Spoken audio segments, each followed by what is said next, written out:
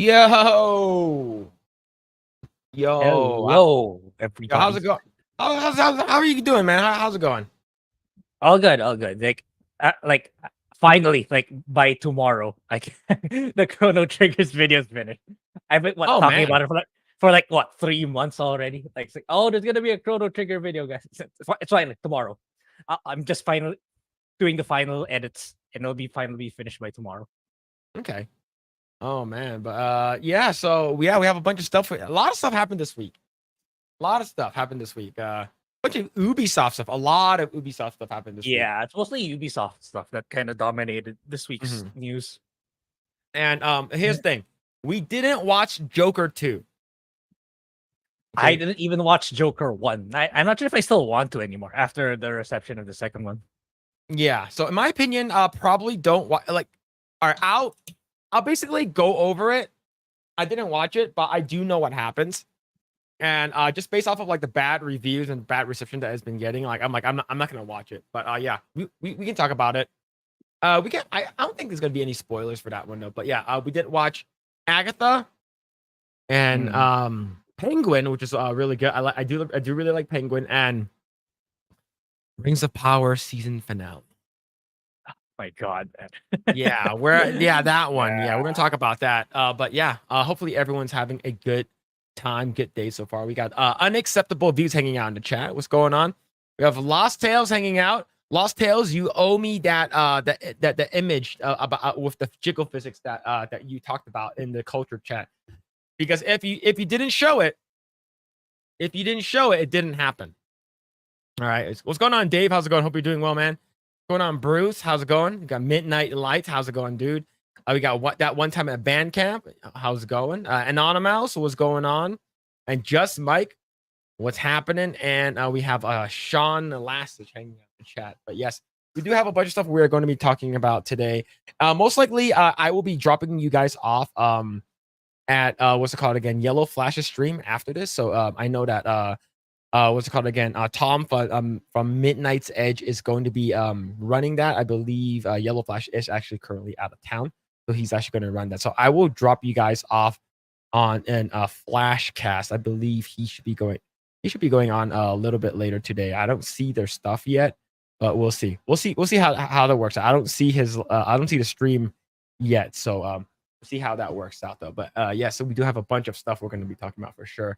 All right. But yes, before we talk about that and a whole bunch, would you kindly smash that like button, subscribe to this channel, share this video with your friend. Hopefully, we can get our goal of 6969 subscribers. That is the goal.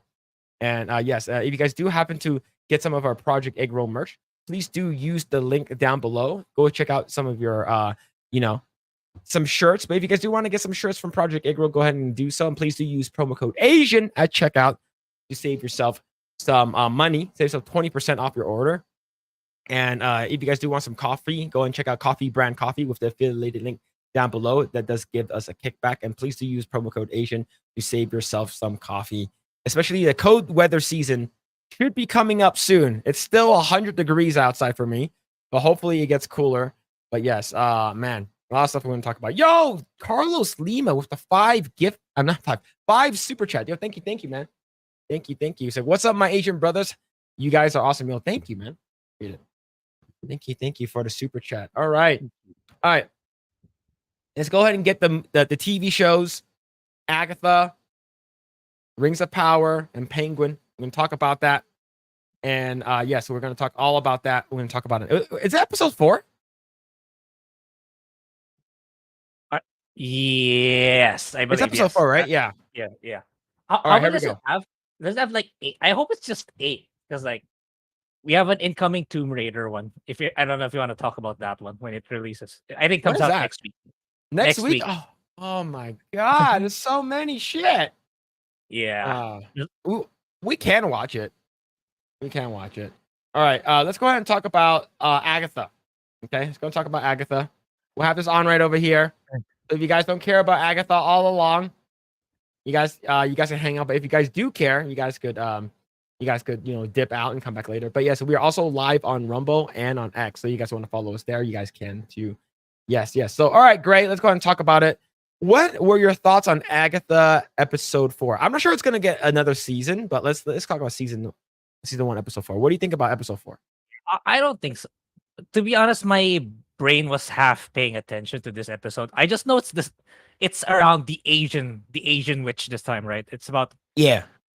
her like finding out like what trying to discover where her mom went and like what she wanted for her, like her overcoming her fear, something along those lines. But I don't remember the rest. I just remember that there was another musical with the same song, but just in another variation of it. So it's that's all I remember. And it's like they're kind of playing coy. The teen boy kind of playing coy, like, oh, what actually happened to your son and stuff like that. So they're like really heavily implying that he is probably the son of Agatha, or maybe not, but that's the clue that they're kind of trying to give. And no one died, I believe. I believe no one died, right? I'm not even sure. Yeah, no one died. No one died. Yeah. Okay.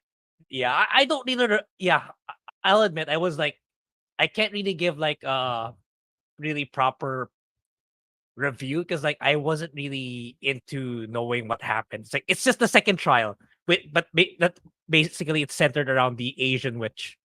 So Yeah. yeah, I can't really say much more. Yes. Okay. Overall, okay. Episode 4 starts off and like the mom from That 70 Show is dead, and then Agatha being a bitch, she's like, all right, let's go. And then they didn't even bury her yet. It's like, what? Wait, aren't you supposed to respect that? Yeah, okay, cool, let's go. And then like, no, we need to bury her. And the thing is that we don't have enough people now, right? We don't have enough people. We need the Green Witch. We need the Green Witch, and then they do a still summon, and Aubrey Plaza shows up. Yeah, I actually forgot about that. Yeah, I was when you mentioned. Oh yeah, I forgot about Aubrey Plaza. Yeah, she's part of the team now. So she was. That's the reason why Agatha kept it hidden for the first 3 episodes because she didn't want to team up with her, who apparently is her former partner in something in some kind of adventure before. So it definitely does seem like they're gay for each other, right? There's a scene where like they got really really close and they're about to kiss and then they got interrupted. So I think they used to be former partners in terms of like scissoring partners. Yeah, I mean everyone's scissoring. Feels like you're scissoring each other in the show. It's the gayest Marvel show. So yeah, I'm not surprised anymore. Yeah. And then afterwards they go into a house and then the house becomes like a 70s thing, like disco. I would say like late, definitely like 70s, like what's it called again? Like Woodstock, everything's in disco, and then excuse me.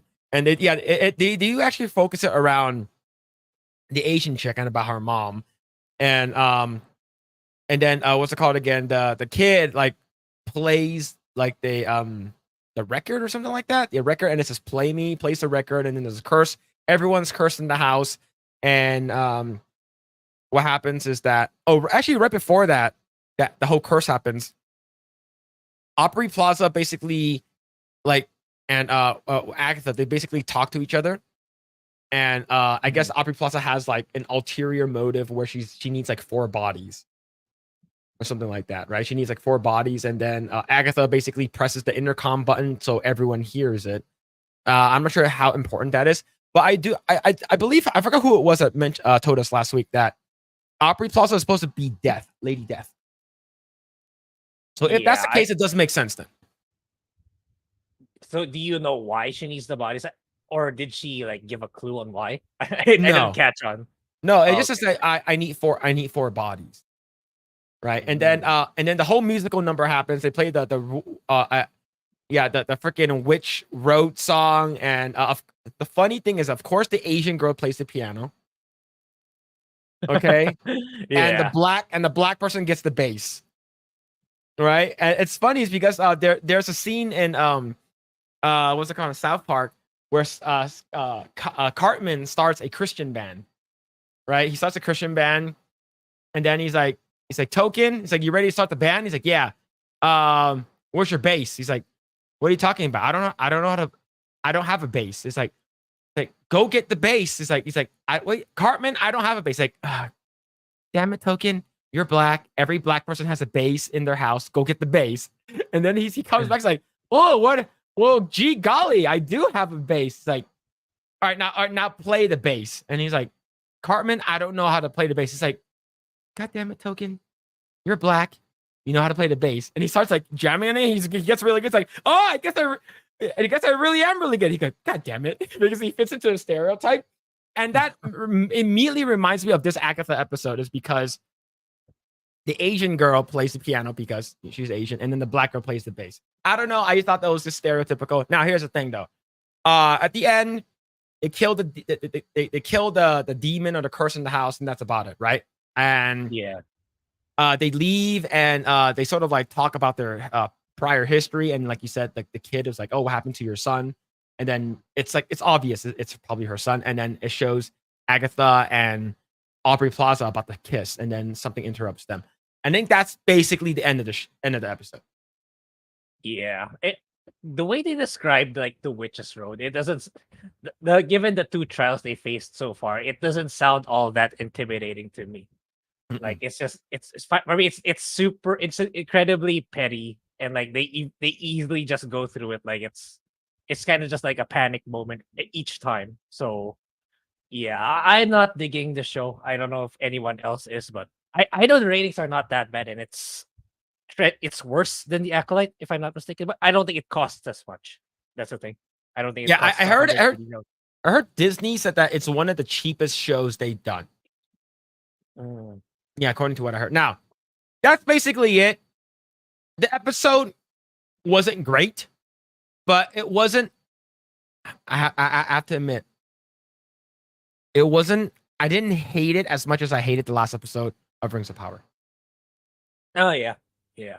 Yeah, the fact that this show is not as bad as the Rings of Power, episode 8, season 2, is saying something. All right, like Yeah. this show is just like campy. Don't take it serious. It's sort of stupid. It doesn't make sense. And it's about gay shit happening to these witches. That's about gay witch lesbian orgy in the forest. That's basically this show. And Yeah. I'm And not yeah, sure what's gonna happen next though. yeah, I don't think anyone came into this thinking, "Oh, this is gonna be the best Disney show ever." So that's why people are just lukewarm or meh okay with it, because like nobody expected this to be good after all the renames that it got, after all the yeah, it might have done some reshoots. I'm not sure, but yeah. Anyway, budget wise and like expectation wise, it's not nearly as hyped up as like Rings of Power before season 1 premiered. Mhm. Yeah, but other than that, I don't have anything else to talk about. This episode, it's just sort of a, you know, oh yeah, that shit happened. Yeah, yeah, that's what I feel too. That's why I can't really say much about it. It's like I feel like it's so, it's not the worst thing I've seen, but it's nowhere near interesting for me either. That's why I Yeah. can't really say much. Yeah. All right, so basically speed ran through the episode. Now let's talk about your favorite, Grae. Let's talk about your favorite Rings of Power episode. All right. There we go. There it is. We're gonna have it up again. We're gonna have it up. I'm pretty sure the chat does not care anymore at this point. All right, let's go and talk about Rings of Power. Grae, you had a lot of things to say about Rings of Power. What are your thoughts on this last season finale episode? Yeah, it's terrible. Story wise, character wise, fight choreography, if you can call it that. It's everything. It's all around terrible. I I don't know why they made it seem badass, that fight between Galadriel and Sauron. Like, yeah, we already know he does shape shifting, so it's not really like a shocker or tension building moment when he kept switching characters. Like he became Galadriel, he became Celebrimbor and stuff like that. Just kind of like trying to make it seem like he's an intimidating menace, which he's not. Like well, he kind of was at the start of the fight where he was kind of dominating Galadriel, but for some reason, for some Mary Sue reason, she manages to like kind of equal him, and she manages to live, even though that was kind of like a fatal wound in the end, where he stabs the crown in her chest. Like somehow she made it alive. Somehow Yeah. she made it alive, right? And the Adar moment, like, oh my god, who could have seen that coming? Where the daddy orc betrays him. The daddy Uruk. Oh my god. Yeah, the daddy betrays him. It's like it doesn't make, and if you think about it, it doesn't make sense because like the motive why he would want to betray Adar is because he wants to go back home and live in peace. So he's gonna betray him in exchange for Sauron, who's gonna command him to wage war anyway.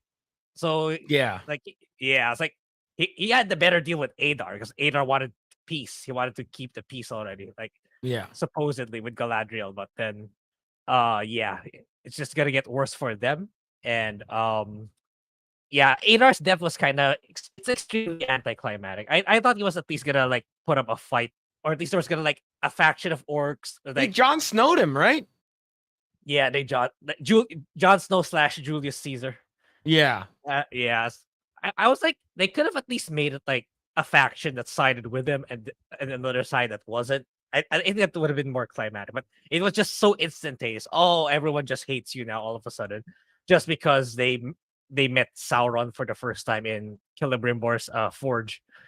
Like, yeah, like this Peru said in his tweet, like, are you Sauron? I have many names, but is one of them Sauron? Yeah. For God's sake. Piece of shit. Like, well, Answer the question, man. answer the fucking question, bitch. Right? It's so stupid. The last fight, it's so cringe. There's a scene where she completely just like all of a sudden gets the upper hand and does like a spinning back kick, and like he flies into like the side of the wall. I'm like, what the fuck? You're so tiny. He's probably like at least 50 pounds bigger than you. 50 to 60 pounds bigger than you. And he, let's say Galadriel is like 5 feet, 6 foot tall, right? I would say Sauron would probably have been like maybe like 6 foot, maybe like 6 or something like that. Yeah, because according to like how the size difference, like it's so crazy. Like this over here, where like she kicks him off this bit. Like here, I have it up right over here. Let me actually bring it up right over here, right? So over here, right? Like, oh, hello, Galadriel. You want to see my pee-pee? And then she's like, yeah, pee-pee. I don't want to see that. That's stupid. Nobody like to see Sauron pee-pee. It's like, and he fucking flies off the fucking cliff like a piece of shit. Sorry. Yeah. It's so bad. Here's the thing. I watched this on ×2 speed. And the choreography still sucked. And it's slow. Imagine if I watch on actual speed. Because I was like, oh shit, I need to make sure I watch all these garbage before the stream, right? So I watched this on ×2 speed. And then by the time like if you actually watch them fight, it's sort of like I'm gonna ×2 speed this shit right over here, right? It's like, hello, Galadriel, pee-pee. Pee-pee, no pee-pee. No, Galadriel don't want to see pee-pee. Right? It's like, and then she gets super pissed off right over here. And like it feels so slow. I'm watching a ×2 speed here. Yeah. It's so bad. Like it's so like, you see that kick? Yeah. That seems like a regular speed. So imagine if you're watching on slow speed, that's not slow speed, but regular speed. It's everything is slowed down. Yeah. And like a lot of times where she could have, there were a lot of instances where he could have easily destroyed her already but they chose not to. Sauron chose not to for some reason. You could easily just take the rings. And yeah, which kind of reminds me, there's another thing that Galadriel stupidly said in this episode where she was trying to save a couple of elves, right? Like she was trying to get them to safety, but they get surrounded by orcs. And it's like, oh, we got you. Give me one good reason not to kill you, or something like that. I'll give you 9. That's just one reason, man. That's not 9 reasons. You just have 9 rings. You don't have 9 reasons. Oh shit. She Yeah. doesn't know what she's not Asian. She would. Yeah. I know who this is. Phillip Chan says, yes, nobody want to see the PP, but I got PP, very strong lady PP for you guys.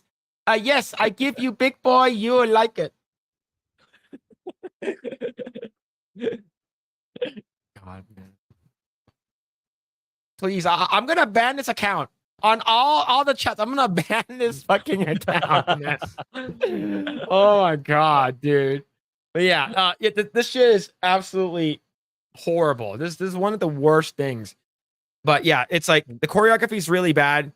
Over here, right? This is the part you're talking about. He's like, "Hello, I'm Halbrand again."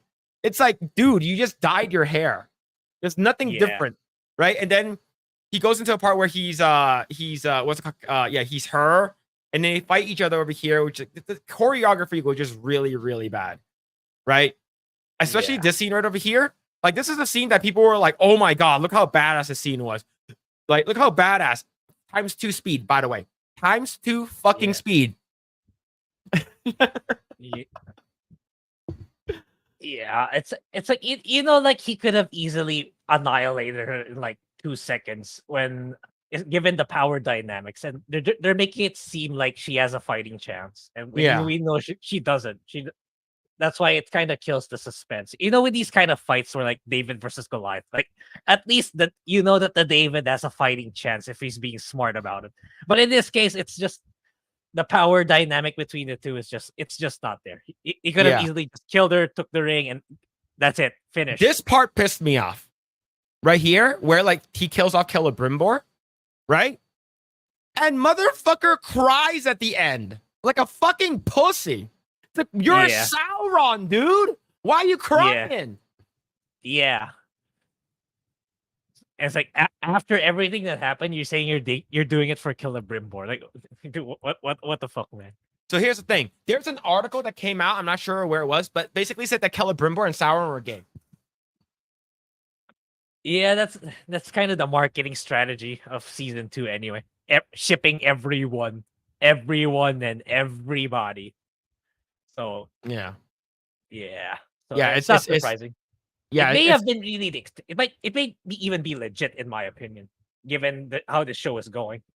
Yeah, like this is so stupid. Like, oh, I'm gonna, why would you do this? He's like, I do it for you. I do it for you. I do it.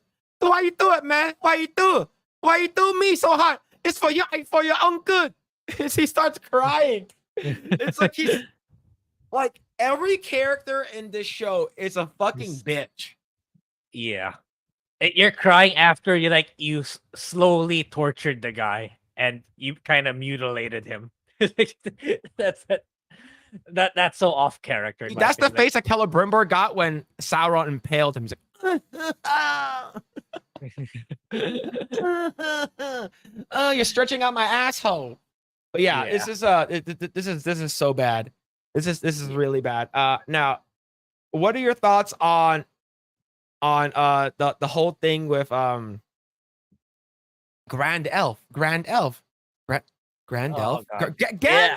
That's my name. They did. Yeah, they tried to do a cheap knockoff of like Hodor in Game of Thrones, right? They tried. Oh, let's copy that. Everyone kind of liked that one, huh? We're gonna make some. He's not like the thing is he's not even an elf, right? He's not even an elf. Why he's a Maiar. He's a fucking angel. Yeah, why would you call him an elf? So just for the sake of making it rhyme with his actual name. Oh, Gandalf. Okay. And that interaction with Tom Bombadil. Oh, it was a test all along. You wanted me to save your friends. Then there's Tom Bombadil said, the staff finds you. But he just randomly found it in the destroyed village. So the staff didn't find anyone for shit. Look, a staff. That's it. Yeah. Look, he's probably one of those guys, like how Grae, have you ever like seen like a twig or a branch or like a stick on the ground that looks like a sword, and you're like, this is cool. You can pick it up and you're pretending you're LARPing like you're a knight or something. He finds his fucking staff. He's like, oh, I'm a wizard now. I'm a wizard. and then he did a Tom Bombadil singing thing at the end. And that's about it. Right? And like for me, he's sort of like he's Tom Bombadil actually sort of looks like JD Vance. He actually sort of looks like. You know how JD Vance looks like? I think I've seen them in X, but you go ahead and show some pictures just Okay, for visualization. like okay, just look at JD. Okay, look at JD Vance's face. Okay, you see Tom Bombadil's face, right? You can see Mhm, it, right? mhm. Tell me it doesn't look like fucking JD Vance. Look, Yeah. look, and we know the actor. I think his name's like Ryan Kyo some bald dude, right? But dude actually looks like JD Vance. Like he actually looks like him. I don't know if that's just me, but Yeah. yeah, it's But the funny thing is because JD Vance is like, oh, he loves Lord of the Rings and stuff. And then afterwards, what's it called again? Yeah, his dad dies. He fights the Oh yeah, Balrog in the that I one. completely forgot. He fights the Yeah, Balrog in he the does. beginning of the. Let me Yeah. go out into the front. Yeah, he does. Right. Let me fast forward right over here. They awakened the Balrog, right? Because we actually Yeah. we remember He, what's it called again? They he, said Sauron said the dwarves were like freaking greedy and they woke up something. But go ahead. yeah. Yeah, let's even backtrack a little bit. It's like uh uh take off the ring or I cut the hand. Then he turns up, okay, do it. No, I can't do it. Yeah, I'm a pussy. I'm sorry, Daddy. Daddy, I'm sorry. I can't do it. You're so good and very strong. And then like I don't know how a single guy managed to like dig through so deep. And apparently, how did he know like one more hit of the battering ram, which is strange tool to use for digging. The one last hit would cause it to break down. How did he know? It's like, no, I didn't understand that part either. Like, how did you like? Are you that well aware of the entire mountain where one more hit could have like demolished the wall and it'll cause the Balrog to appear? Yeah. That's incredibly convenient. And yeah, Yeah. as we're about to start, like the way this thing, like he didn't even do shit to the Balrog. Like it No, just he fucking got crashed. he instantly got owned. Like Yeah. he's like, oh, okay, are you gonna be king now, boy? You're gonna be King Durin. Okay? Mhm. Don't disappoint me. Right? He fucking Yeah. sees the Balrog, the fucking Balrog rips his dick, and then the Balrog shows up for the first time right over here, right? First time Yeah. shows up right over the first time you see the Balrog in like people actually see the Balrog. He Yeah. fucking fights and he's fucking crying too. At this, he does shit. He does nothing. Yeah. He even gets saved by by Disa, by Disa and the subordinate. And Yeah. and it's super strange that in the end they never even like, you don't think like this is a threat to the entire Khazad-dûm kingdom? Like the Balrog is not they never mention him at all, and the Balrog doesn't do anything afterwards. Like Yeah. was the clash of the axe and the Balrog so strong that it disintegrated the Balrog or something? They Yeah. never talk about it at all. And for some reason, like he like after what happened, you would think like you would just throw away the ring or dispose the ring. But for some reason, the ring is still there. After they know what it can do to corrupt someone and what it can like, yeah, what it can do to the future, especially given to anyone per se, or Mhm. giving it to someone with power. Yet the ring is still there conveniently for season 3, if there's gonna be a season 3. So it's gonna corrupt even more people, which is Yeah. baffling, incredibly baffling. Yeah. So basically after this scene, right? He says, "You shall not pass," and he's like, "Fly, you fools!" And then he fucking turns around. He's like, "No, Daddy, don't do it!" And the Balrog comes up. He's like, "Oh fuck, I'm gonna suck your dick."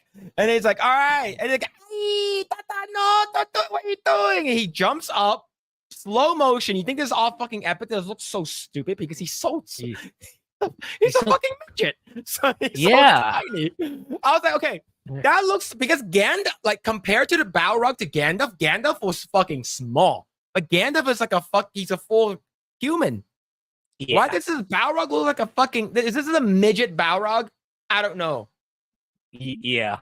And to think even Gandalf couldn't finish him off. What can King Durin do in this situation if even Gandalf couldn't finish him off in Fellowship of the Ring?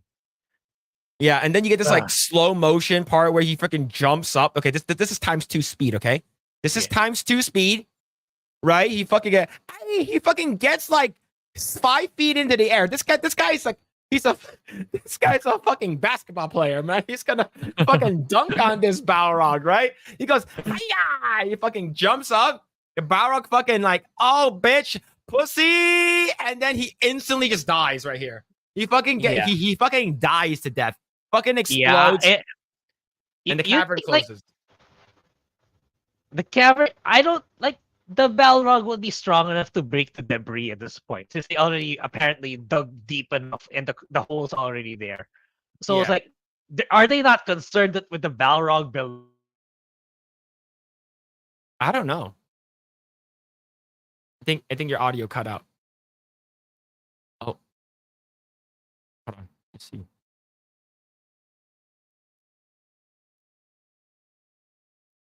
There it is. Oh, oh, he disappeared. He disappeared. I think Grae's gone. I think he's gone. Chat. We lost him. We lost Grae. He's probably going to reconnect. I'm assuming he's going to reconnect. At least that's what I'm waiting for. But yeah. While that happens, yeah. So basically, this whole beginning scene doesn't really do anything. Oh, yeah, he's gone. People are gonna leave now. But yeah, you have the whole this whole yeah. He's gonna restart his router. But yeah, this whole scene in the beginnings is stupid. This whole scene in the beginning is dumb. Is dumb as dicks. Yeah, F for Grae. True. Yeah. Right. So you have the scene. Next scene, you get what was it called again? Freaking Poppy and Nori, and you get a Slumdog Millionaire over there. And then you get Gandalf over here. That's not Gandalf. He's like, oh bitch, what up? What up, pussy? I came to pound that puss. And then he's like, what's that? And then the fucking mountain starts collapsing on them because this guy, this dark wizard, shows up. He's like, oh, I'm gonna pound your dick in, bitch. And then he's like, no, I'm not gonna let you do that. Yeah, I gotta protect Nori. What are you doing? What are you doing? And then he fucking like, yo, you don't listen to me, I destroy you. And then he fucking like destroys a side cliff, and all of these like halflings are about to die to death. I start rating waifus. Never mind this lame TV show. Give us boobs. Or since Grae's not here, you guys seen this already, but we're gonna do it. We gotta do it really quick before Grae comes back. We gotta do it before Grae comes back. Okay. Hold on. Grae's not here yet. There it is. Hold on. Here it is. Here we go. Yeah. So this is Lord of the Rings, chat. Yeah, Rings of Power.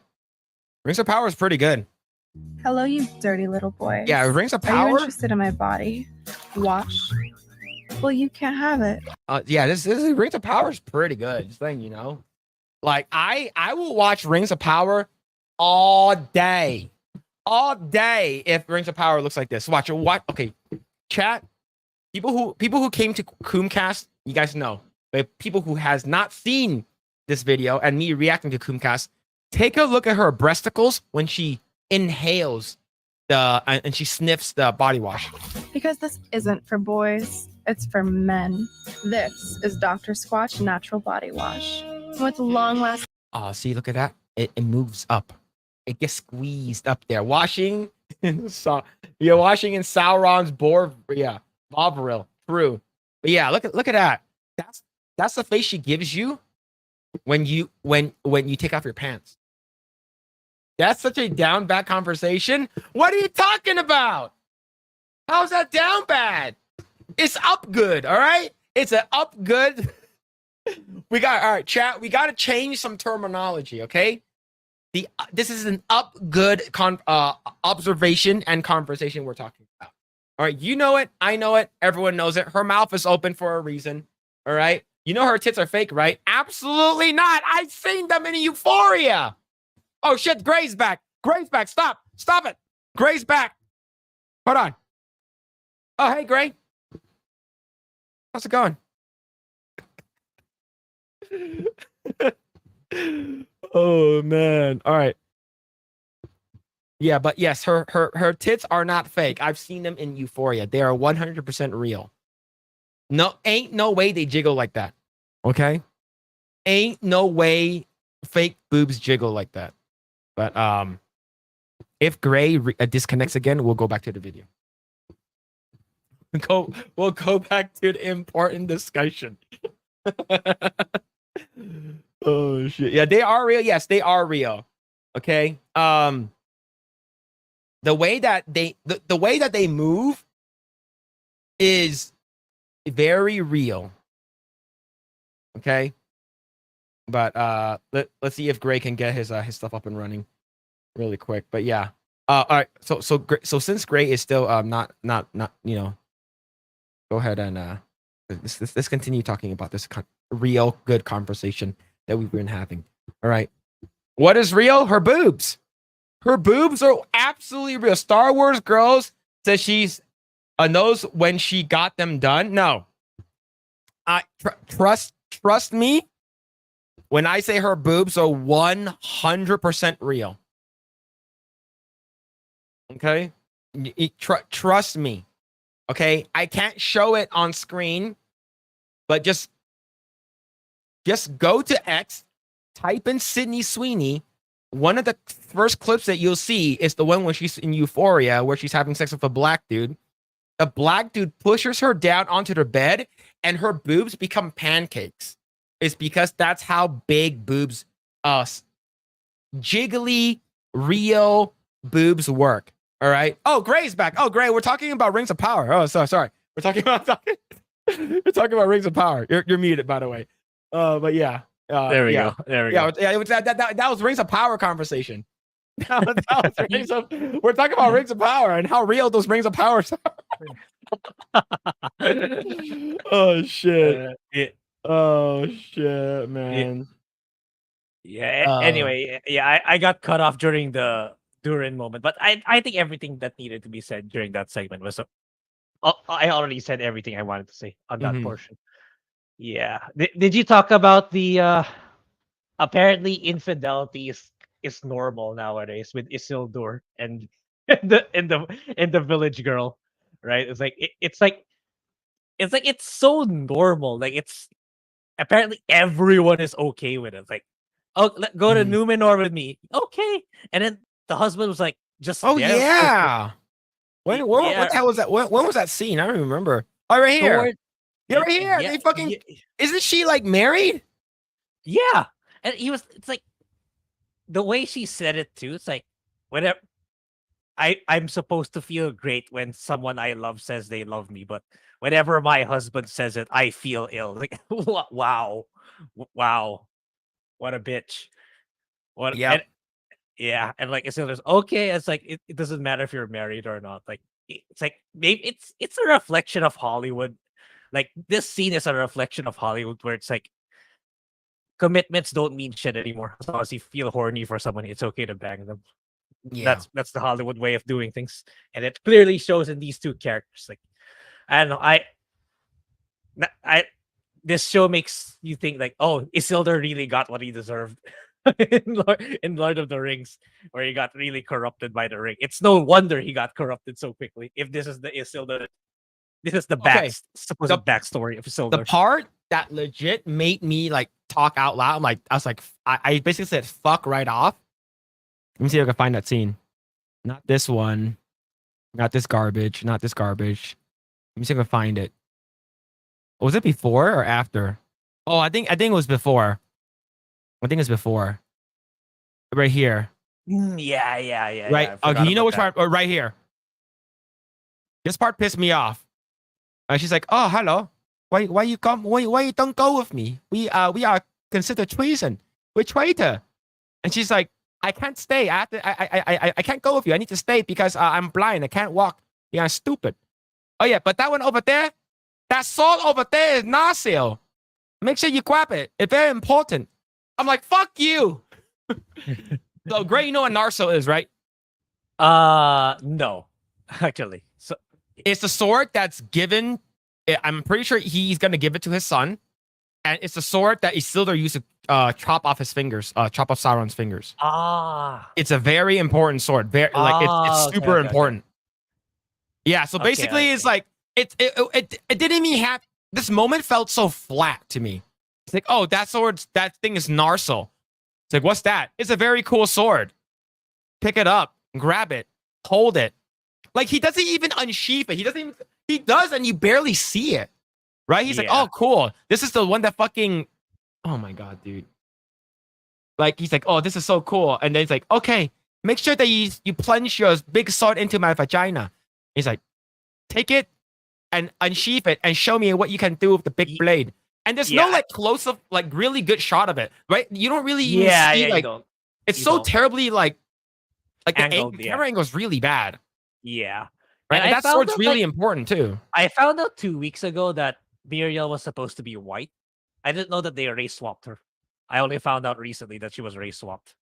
Everyone in Numenor is supposed to be like because original like Isildur is actually like Oh yeah, Isildur. Like, yes. I he remember. he yeah, is he's supposed to be like he's supposed to look European. Yeah. like- he did. Like this is Isildur, Yeah. Yep. right? And this Mm. this is Mohammed Dor, right? I don't. He looks like he's Middle Eastern. Yeah. They're not even the same people. They're not even trying. Yeah. I don't know, man. And if we backtrack a little bit in the Numenor story arc, like I want to know what's written in that document that made everyone instantaneously a traitor, and how Pharazôn or whatever his name is. This thing over here. Yeah. note? Yeah. Like instantly, everyone instantly became traitor, and everyone in all the guard in Numenor were immediately on board to to perform martial law on the nation. Like, Yeah. like really, all of them. None of them thought like, wait, this is something shady is going on. All the guards were on board, dragging peasants, enslaving them or killing them or whatever because it's martial law. Yeah. It's so unclimatic. These scenes don't hold weight anymore, even though they're supposed to. Like it kind of diminishes what happened in the last episode where Muriel was supposed to be worthy because it was deemed by the gods. Then he just shows up with this supposed document and then everyone is at his side again. Yeah, Yeah. it's all over the place. This show is all over the place. Yeah. It's really bad. And then let's go and fast forward R2 to be near the end. Poppy and Nori, they're like, okay, goodbye, old man, grand elf. You're a grand elf. Grand elf is like, oh, it's oh my god, that's how they came up with the name. Yeah. That in my opinion, I think that's as bad as Han Solo's name origin. Oh, what's your name? Han. What's your last name? Don't have one. You're by yourself. Solo. It's like almost as bad, right? Yeah. But yeah, this is and this is where he he just so happens to find his staff. Yeah. Oh, what's over here? Oh, what do you know?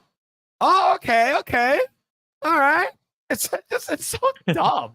Everything is like he just so happens to find it under the ground. Yeah, it's like some kind of dumb MacGuffin. The good thing that I see in the scene, if there's still gonna be a season 3, I know I've read rumors on X that they're circulating rumors that there might be a season 3, though I didn't read the article. If there's gonna be a season 3, I have it up. We'll read it. Okay, yeah.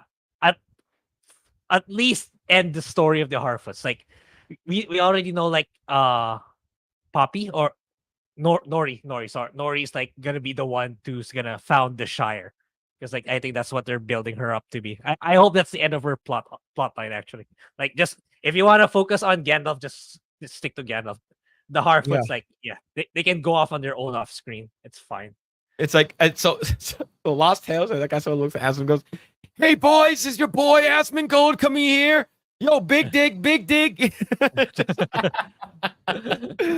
yeah, man, it's so dumb. And then basically near the end, I don't know where they are. They could be in Rivendell. It looks like Rivendell. alive, even though he got stabbed like 2 to 3 times by Adar. amazing plot armor. Yeah. He's like, not I- even he's not even injured after getting stabbed. Yeah. Yeah. Yeah, and yeah, basically, yeah, I thought he died. I wish he stayed dead. And then like this looks like it could be like where they built Rivendell, because I'm not sure if Yeah, Rivendell that is looks- is made already, right? I think this is that's what I think too. Like the groundwork for Rivendell, but yeah. Weird chanting in the end, even though they lost. It's kind of strange. It's like Yeah. you would think they'll be more humble given they lost like their one of their major cities and getting Yeah. Sauron being a bigger threat. Like I don't know what they're so happy and cheering for, but anyway, it's a shitty show. So go Yeah, figure. yeah. The one chooses the wizard, Harry. Yeah. That's exactly it. And that's basically it at the end. They all look up and they look out. Yeah, I think this is gonna be Rivendell. It Yeah. just it in terms of saturation and color, it sort of looks like it. But yeah, and then it ends. It goes da da dan dan da da dan dan da da dan dan da da dan da da dan dan. But yeah, it's shitty ass show. It's shitty. Oh man, it's so stupid. But yeah, now since we are on a topic of are those rings real? We got to go back to this topic over here. Okay, we got to go back to this topic. Grae, someone in the chat says that those are fake. Are they?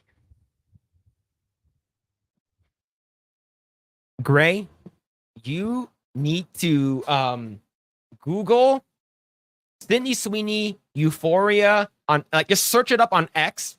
You'll find the video. Like search it up in your own like account or something like that. You'll find the video where the black guy pushes her onto the bed, and then it literally just like goes. Oh man, but yeah, they are real. They are not fake. I know how Yeah. fake ones look like. I know how they feel like. I know how it's just yeah. All right. It looks like real bath products to me. Oh man. But yeah. So let's okay, so yeah, it's great. Did you watch this commercial already? Not yet. Oh, I I didn't see guess you post. oh no, we gotta watch it again, chat. Sorry. Oh Gotta no! watch it again. No. Oh no. Hello, you dirty little boys. Are you interested in my body? Wash? Well, you can't have it. Because this isn't for boys, it's for men. This is Dr. Squatch Natural Body Wash. All right, Grae, watching this ad, does it make you want to buy this body wash? Yeah. You're saying Yeah. that That's it. sex sells. Mm-hmm. Yeah. All right, see, It's quite there it a is. shock. It's quite a shocker, actually. I didn't know that sex sells. Yeah, there it is.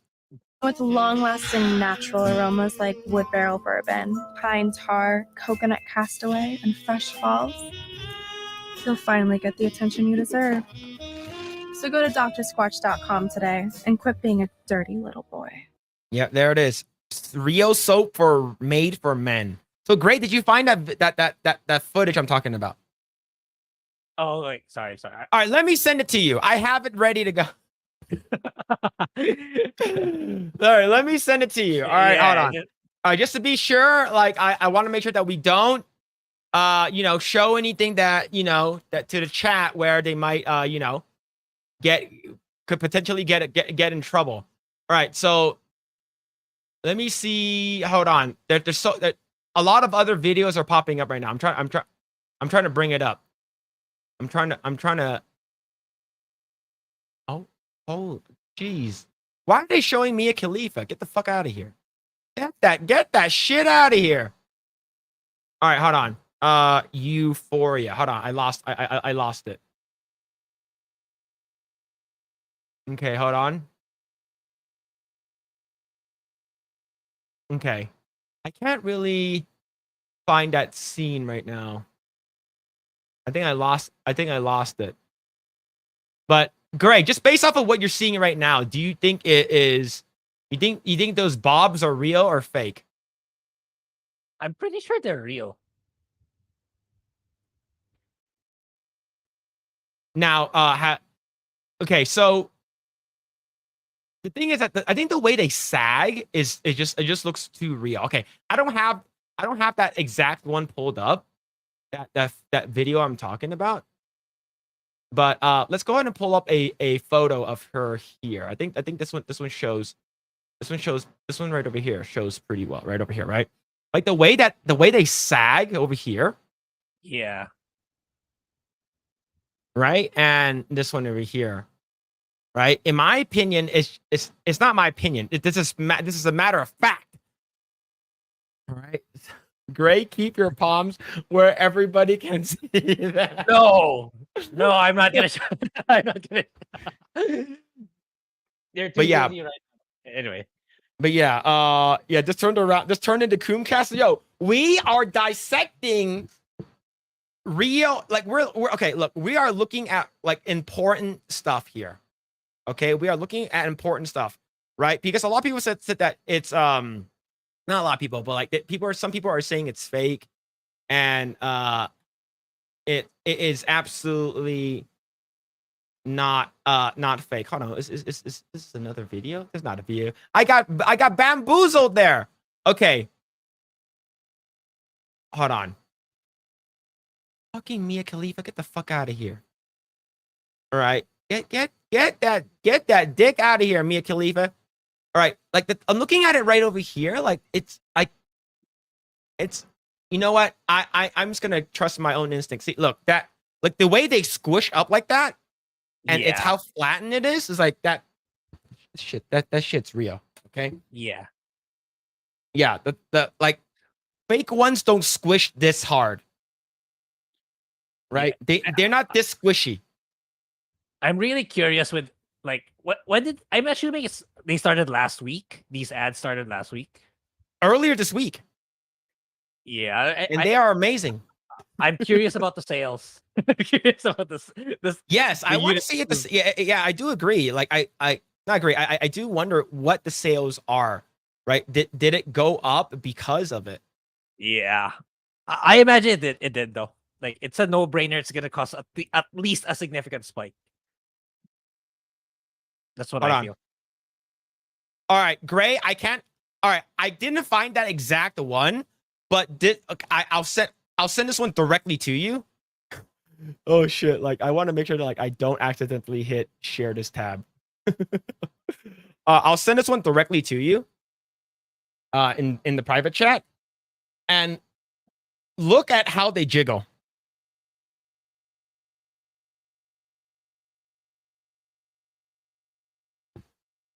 Okay, give me a moment. Grae, hands where I can see them. No. All right, so look at that and look like it's not the one to where I'm talking about, but look at how they jiggle on like the way they ripple like that. Yeah. They not fake. 100%. Yeah. Agreed. All right, cool. See, not okay. We got the important stuff out of the way. All right. So, but yes, us gooning over her makes the wokies mad. Yes, absolutely. Ordering it now. All right, I do want to go to their website. What's it called? It's a Dr. Squatch.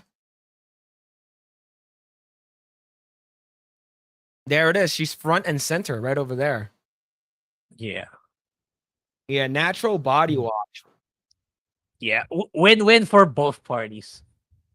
Like I imagine the sales went up. So cast save up to 30%. Oh, that's if you subscribe monthly subscription. Now here's the thing. Can I buy this in the store so I can like get it instead of like ordering it online? There's a monthly subscription for this thing. Like, how much do you need to use? Like how much body wash are you using? You're using every month. So here's the thing.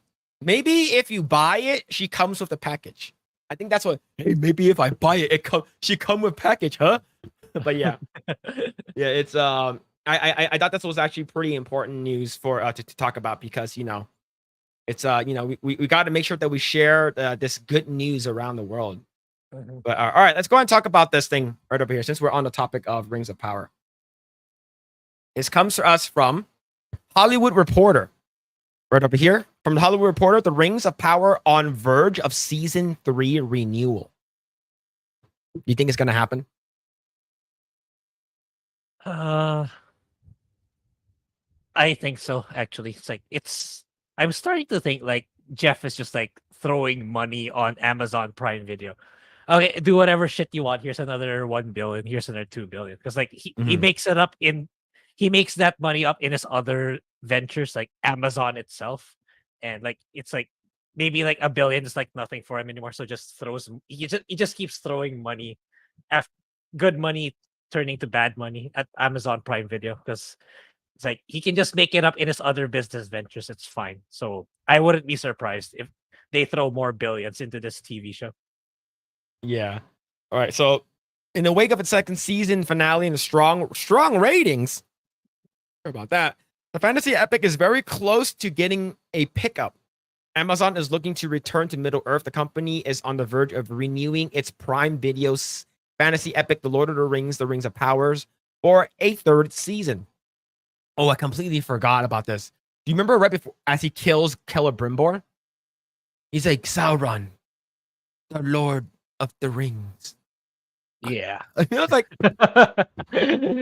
that's so stupid. What? But yeah, it's shitty they writing, man. They already did it in like episode 3, 4, was it? When he said originally it was supposed to be Celebrimbor. You're gonna be the Lord of the Rings. It's like, but it is Anatar when it's in his Jesus moment. Yeah. Yeah. It's like, you're gonna become Lord of the Rings. The Rings of Power, season 2 on Amazon Prime Video. Might as well say the whole fucking thing. Yeah, you might as well make a commercial making it like that, given how cringe the writing is. Like you might as well take it a step further and make cringe commercials that way. Yeah. See, while showrunners J.D. Payne and Patrick McKay have been prepping the next season's story for months, the lack of official green light has been a source of speculation and concern among some fans, especially since the second season was ordered years before the first season debuted, but the news will likely be announced this month. The decision is following this week's Prime Video UK upfront presentation to advertisers in London, where Amazon MGM Studios touted Rings of Power content and brought out several members of the show casts. During its presentation to advertisers at these events, studios typically only present shows to buyers if they firmly plan to continue them. Now, I really hope they fail, but I also really hope they continue, because if they continue, there's more content. Yeah. There's more videos that we can make the shit on. Yeah, it's like, what are the only good quote unquote good TV show that I know that's on Prime is like the Jack Reacher, right? I think that's the only, or am I forgetting something? Am I forgetting another TV show? But everything else, it's either they suck or they're woke. Yeah. Like apart. Okay, this month we have to deal with 2 new woke shit. The Netflix one is the Tomb Raider, and later towards near the end of the month is Like a Dragon Yakuza. Which I heard is like they're not following the source material, so it's not hard to imagine it being woke too, or being shitty, which is also Amazon Prime. Yeah. So yeah, it's like that's why I said what I said earlier. Like Jeff doesn't care. It's like, okay, I'll just keep throwing money, and hopefully one of them becomes the next Game of Thrones. That's how I feel what he's doing. Like he doesn't know that how much Rings of Power sucks or any of his other shows. Wheel of Time, whatever. It's like, okay, I'll hear about it when one of the TV shows that I put money on becomes a mega hit, which is not happening if you keep giving the money to people who are not passionate about the IP or who just want to keep sending the message. It'll just keep happening over and over again.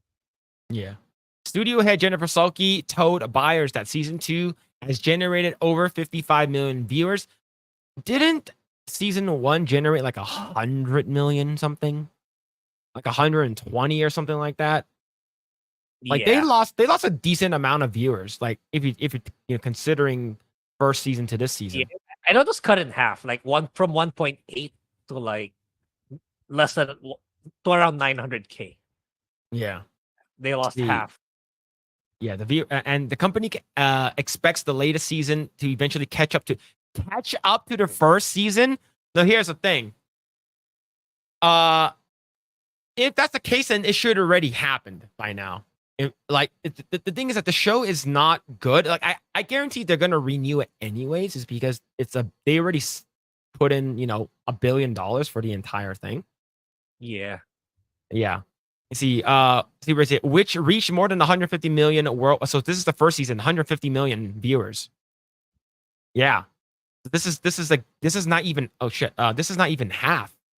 Yeah, and if I remember, like back when we started this podcast and we were talking about season 1, I do recall us talking about Amazon Prime Video acting weird. Like even though you just left it on, it kind of if you leave it on for autoplay, it'll take you to Rings of Power or some shady stuff like that, or like some smaller screen pops up Rings of Power related in it, so that it'll count as a view. So they did a lot of shady stuff like that in the first season. So I wouldn't be surprised why they inflated that. It's inflated because of that. The Rings of Powers also topped the Nielsen charts during its most recently reported second week, with over 1 billion minutes streamed. On the reception front, Rotten Tomatoes critic and audience scores were a bit stronger for the second round than the first. Previously, The Hollywood Reporter reported that Amazon currently remains committed to its original 50-hour plan for the series. So 50 episodes. That's a lot. Wait, it's like about 5 seasons. Yeah, that's 5 seasons. Yeah, I see. Payne and McKay, who also have multi-year deals, have assembled their third season writers' room. The writers on board include Justin Doble, executive producer, Ben Tagoe. Okay, that's a consulting producer. Ava Wong Davies. Davies? Sounds familiar. Consulting producer, and Constance Chang, consulting producer, Jonathan Wilson. But yeah, we'll see what's gonna happen. Let's see. For more on the final, lick my ass. Okay, so I don't think it should, based off of what we've seen so far, but I think it will, because they probably want to like prove to the fanboys like, oh, this shit's not for you anymore, and something woke and disastrous can still make money. And I don't think so. I don't think it's going to make any money, but they're going to consider a win. But yeah, man, how do you feel about this? Yeah, I think I fully agree with you. It's like it shouldn't happen, but it will. It's like, because I kept saying earlier, like Jeff is just like throwing money at it, hoping it'll stick. That's the strategy. It's very clear. Like he doesn't give a shit about what's going on, how they perform. It's like, I'll just keep throwing and throwing money until maybe one of them will become a GOT. Then that's where I'll take credit for it. That's his plan. That's basically his dumbass plan to, when it comes to Amazon Prime Video. Yeah. Well, that's the thing that they wanted, right? They wanted their own Game of Thrones. It's never going to happen. Now, here's the thing. If it was, rated M for mature, and you can show nudity, we definitely they would have shown Celebrimbor getting railed by Sauron. Yeah. You're gonna see Durin getting fucking obliterated by Elrond. He fucking giving this raw meat. Yeah, meat. Give them raw. Oh man. But yeah, it's we'll see. We'll see what happens, man.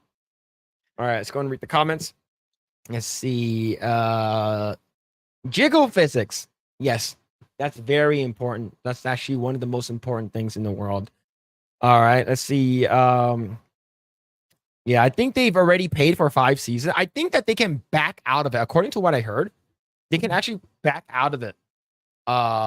Because I think I heard it from when I was on with the Salty Nerd podcast earlier today. I believe they said that they might be able to back out of it if it doesn't go well for season 2. Right? Because as of right now, like if they spent that much money, like they have to make it, even though it's garbage. In my perspective, I'm not sure. I don't know the Tolkiens that much, the current generation, but I'm not hearing good things about them. So no, it's like they just want money. That's all I care about. That's the thing. So if like Jeff just hands in like, oh, here's 500 million. Let me continue. I think they'll be okay with it. That's what I feel. Okay, yeah, whatever. Okay, yeah, sure. That's what I feel. Because like Yeah. if they were like the actual Tolkien, like they would be seething. They would be really mad with how it went down with the 2 seasons, like canceled already. But no, it's like yeah, they just give a shit about the money and they don't care what happens to it. Yeah. Was the Gentleman on Prime? I'm not sure. I don't even know what that is. Great, do you know? No. Let's see. They are releasing these so we can farm content. Yes. Yes, Mhm. true. Gary's gonna hit 2 million. He's gonna hit 2 million. So he want to hit 2 million sooner rather than later. So he's got to farm that Rings of Power stuff. Yeah, Or release Acolyte season 2. yeah. As much as I want to do like episodic reviews of those cringe shows, I just don't have the time anymore with my current job. Maybe Yeah. maybe when season 3 comes out, maybe circumstances will change where I can do episodic reviews for those shows. Yeah. But right now, it's like we can just do this and talk about it, what we feel on the spot. Yeah, Rings of Power will probably get another season because Jeff Bezos' son is a Lord of the Rings fan. All I know is that he told his dad not to fuck it up, so I'm unsure how his son feels about it at the moment. Yeah, we'll see. We'll see, man. He is piss flavored misery dressed up as a crack whore. That's true. That is true. It's the Gentleman is on Netflix. Ah, okay. But yeah, man. That one's pretty bad. All right, let's go ahead and talk about our next topic, which is Penguin. Is that episode 4, right? Episode 4? No, it's 2.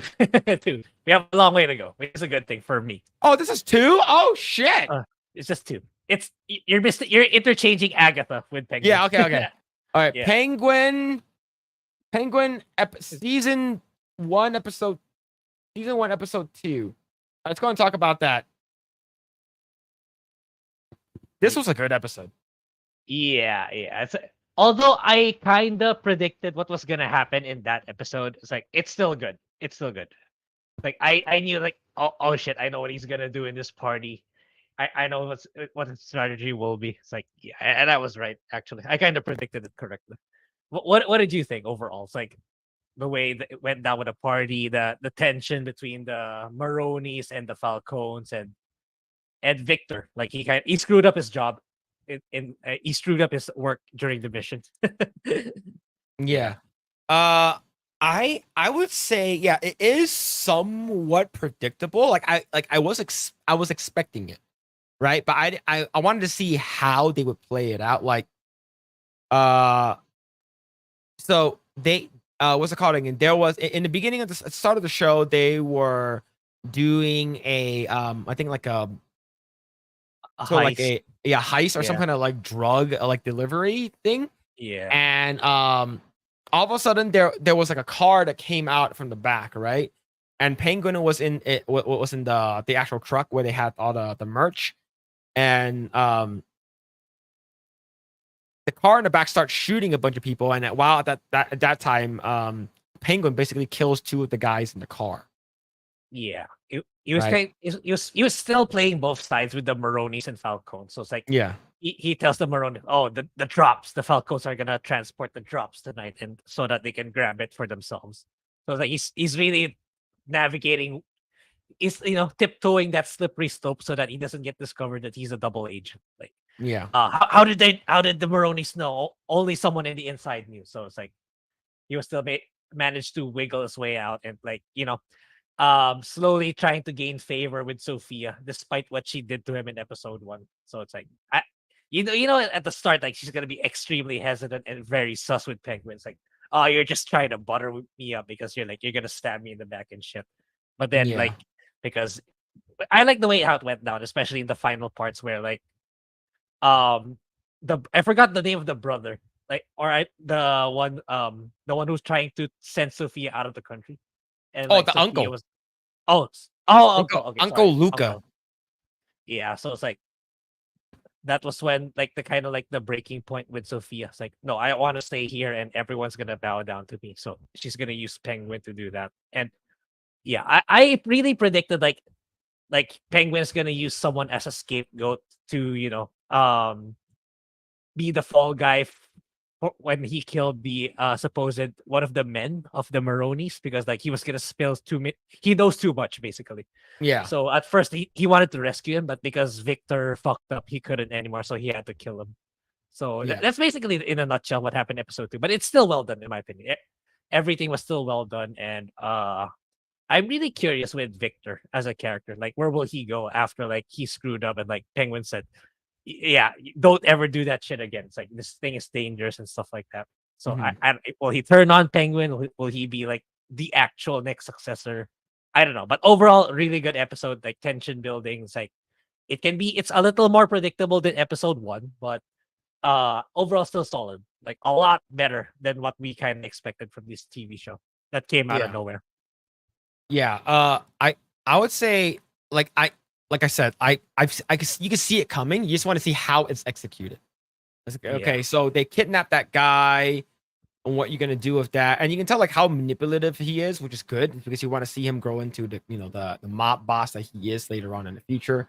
And I enjoyed it. The acting is good, and of course you get that motherfucker from Sons of Anarchy, that fucking the therapist guy that that she's seeing, Sophia's seeing. Oh yeah. You've seen him so many things. Like he was in I know that he was in what's it called again? Was it no, it was a Marvel TV show, right? I forgot what it was. It was just it just wasn't good.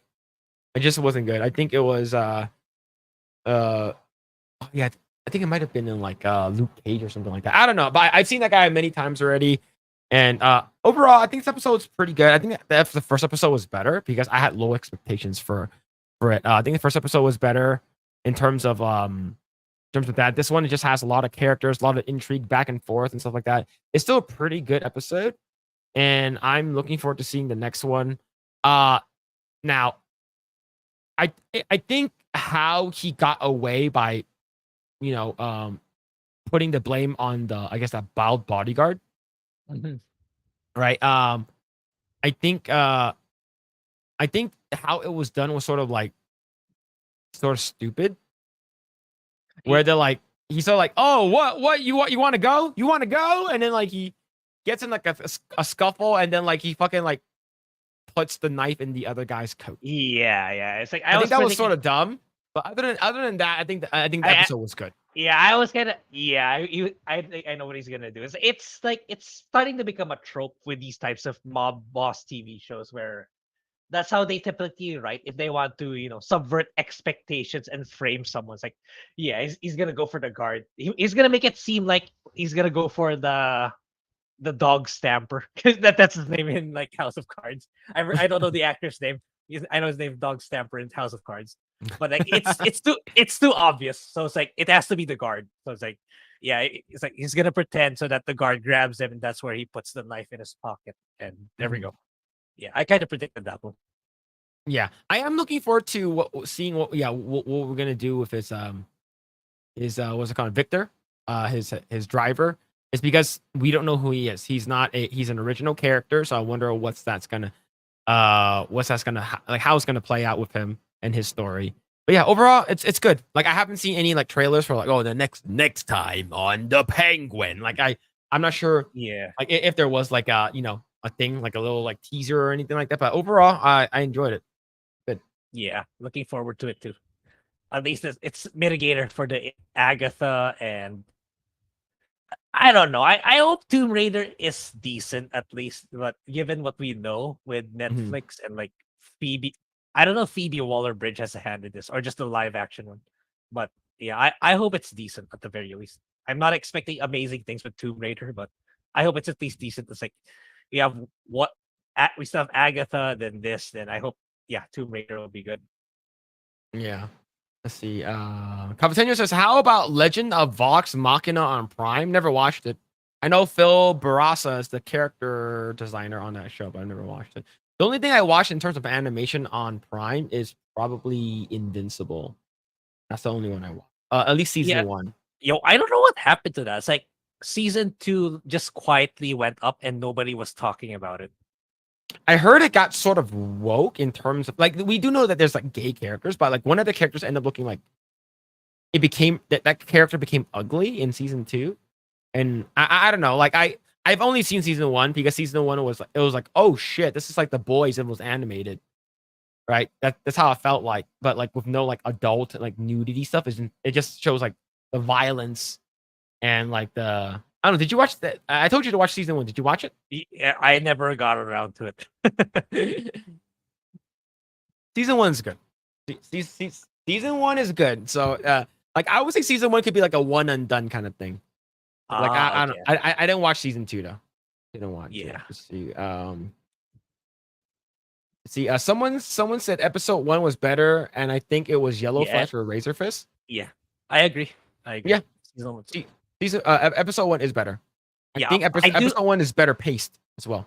Yeah, I have high expectations in the finale because it's the same writer as episode 1, if I'm not Mhm. mistaken. Yeah.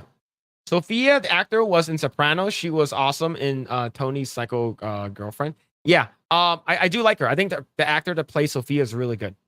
I think the actor that plays Sophia is you know I've only seen her in How I Met Your Mother, but she Yeah, is a good She actor. actually looks very similar to the late actress of The Shining, the wife. Like she looks very similar to that character. Actually. I would say she's better looking, Yeah. right? Yes.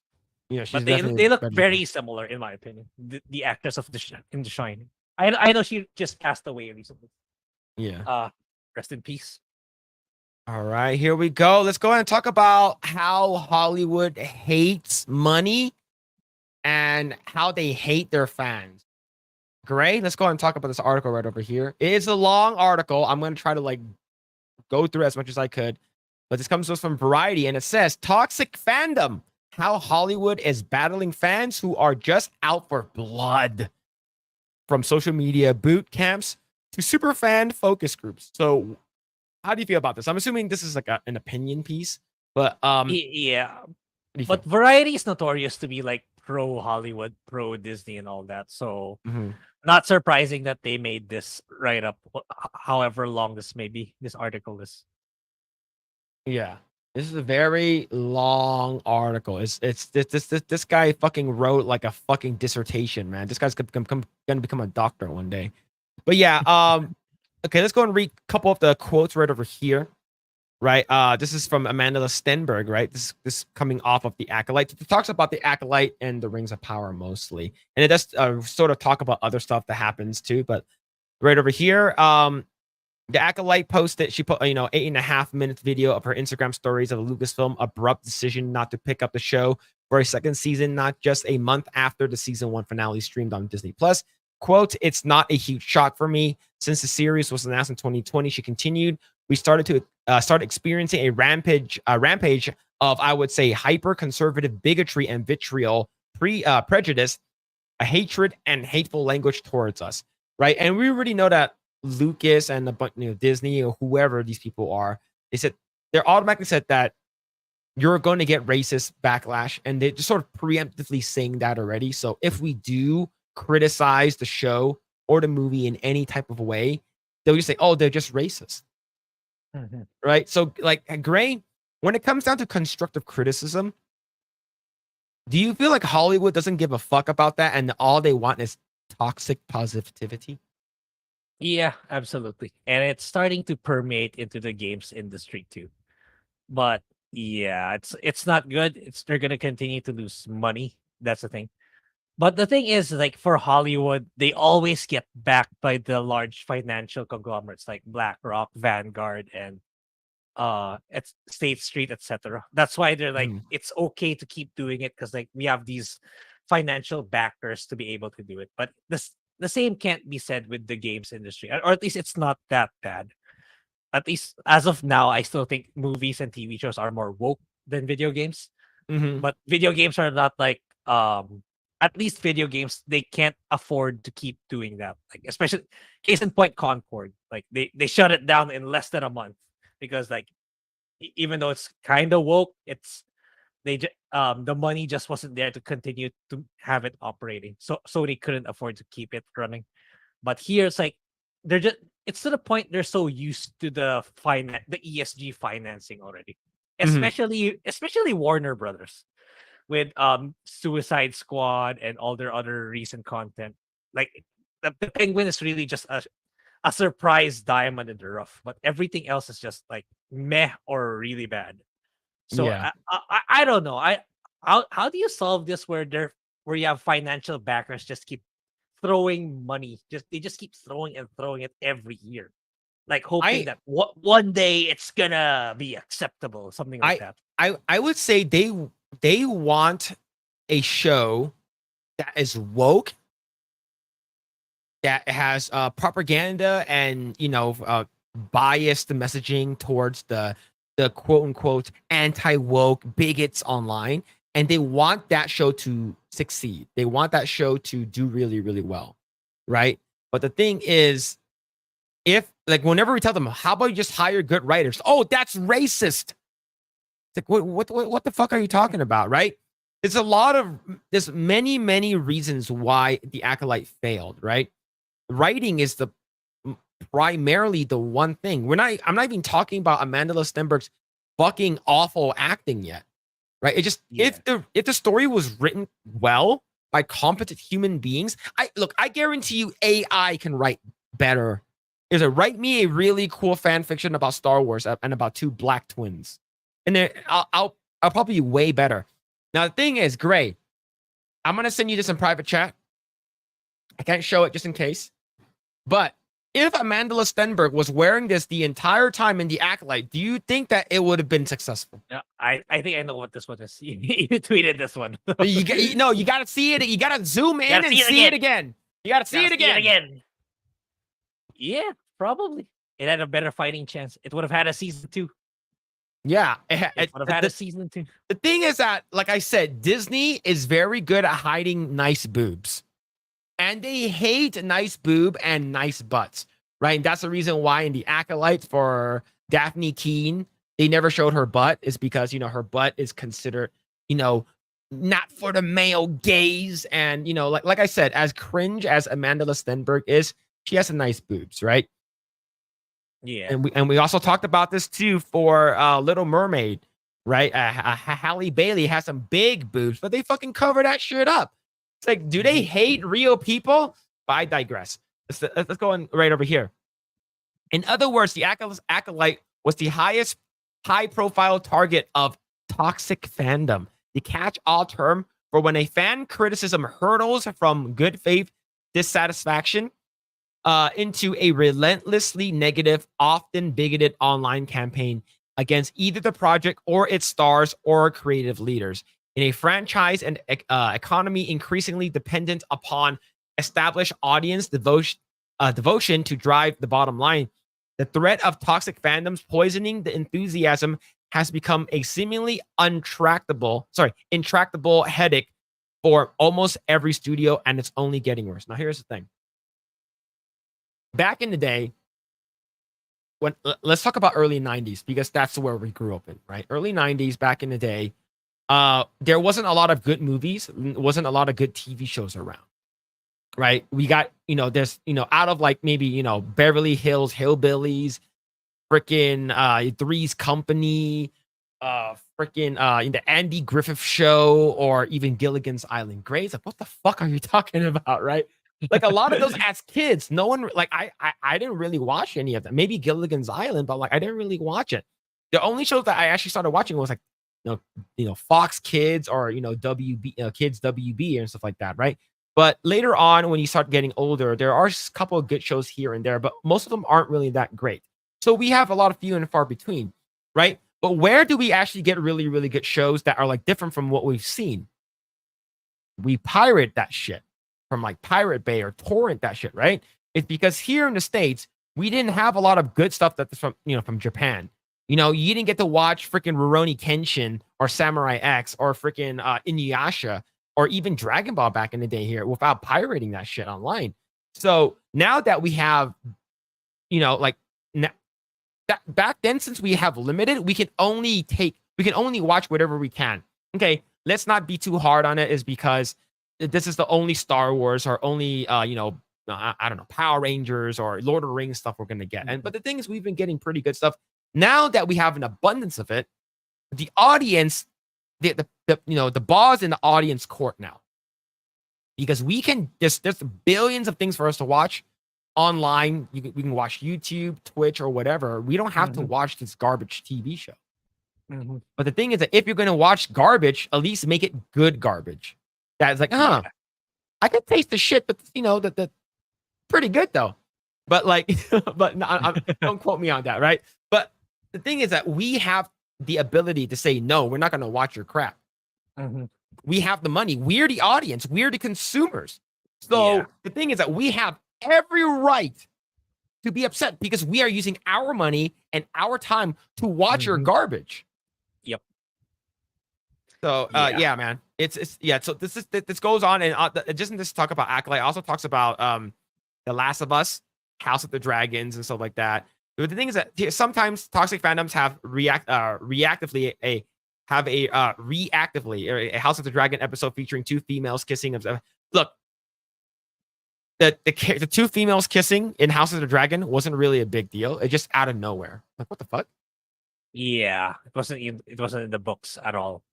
Right now, The Last of Us with the gay episode, we're not mad. We knew that Bill was gay.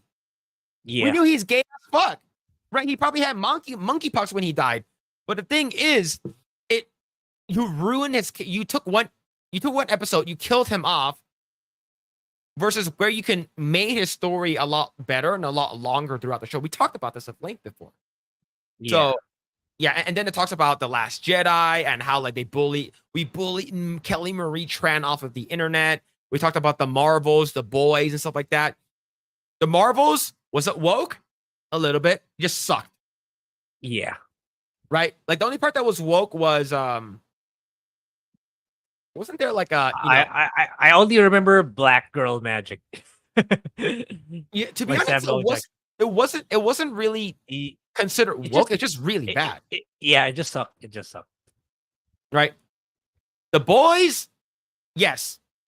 It is woke garbage. It is woke. But the thing is that that's not what made it shitty. What, Grae, we talked about this. So what made season 4 shitty? What made season? It's just, for me, it was just the writing. It felt repetitive and the same thing regurgitating again and again. And yeah, it is more woke now compared to what it was in season 1. But yeah, it's a victim of like maybe like season 1, Eric Kripke was like, yeah, doing this for the fans, but he let his success grow on his head. Like eventually, like he started, oh, I'll double down on more woke shit in the later seasons. And yeah, I'm not really that excited for the season finale anymore. Yeah, I think it should have ended in season 4. Yeah, probably would have been good. All right, so I do have a couple paragraphs over here. I just skipped over because I think these two paragraphs are sort of interesting. Several studio insiders say that they often put their talent through social media boot camp. In some cases, when a character is intentionally challenging a franchise's status quo, studios will, with the actor's permission, take over their social media accounts entirely. So you're saying that the person who's running, the person that's running Joe Biden's Twitter account is not Joe Biden? Yeah. Very likely. Oh man. But yeah, this is the thing is that you are in the public eye. You are considered a public figure. So if, like I said, if you are too much of a pussy to take criticism, look, are we saying that they don't get death threats or racist, bigoted comments? Of course not. We're not saying that. I'm pretty sure there's some crazy people online that say shitty things like that. But we're actually saying you have really bad direction when it comes to acting, writing. It's like, this is awful, dude. Like, what are you doing? And then you guys can't take the criticism because you guys are in the fucking mindset of toxic positivity. We talk about this at length already, right? Yeah. So When it comes to when things get really bad, especially involving threats of violence, security firms will scrub talent information from the internet, protecting them from doxing. Now, here's the paragraph I do want to talk about. In some particularly egregious cases, a direct response has been necessary. In 2022, after Obi-Wan Kenobi actress Moses Ingram denounced hundreds of racist messages sent to her about her role, there's nothing anybody can do about this. There's nothing anybody can do to stop this hate. Lucasfilm posted in a statement to his Star Wars social media accounts that read, in part, there are more than 20 million sentient species in the Star Wars galaxy. Don't choose to be a racist. The thing is, what people said about Moses Ingram is just that she's awful. That's it. How's that racist? Hey, your acting sucks. Are you saying the N-word? That's exactly what they're saying. And it's stupid. That's their tactic all the time, right? Yeah. As you said, are there people sending them racist messages or death threats? Absolutely.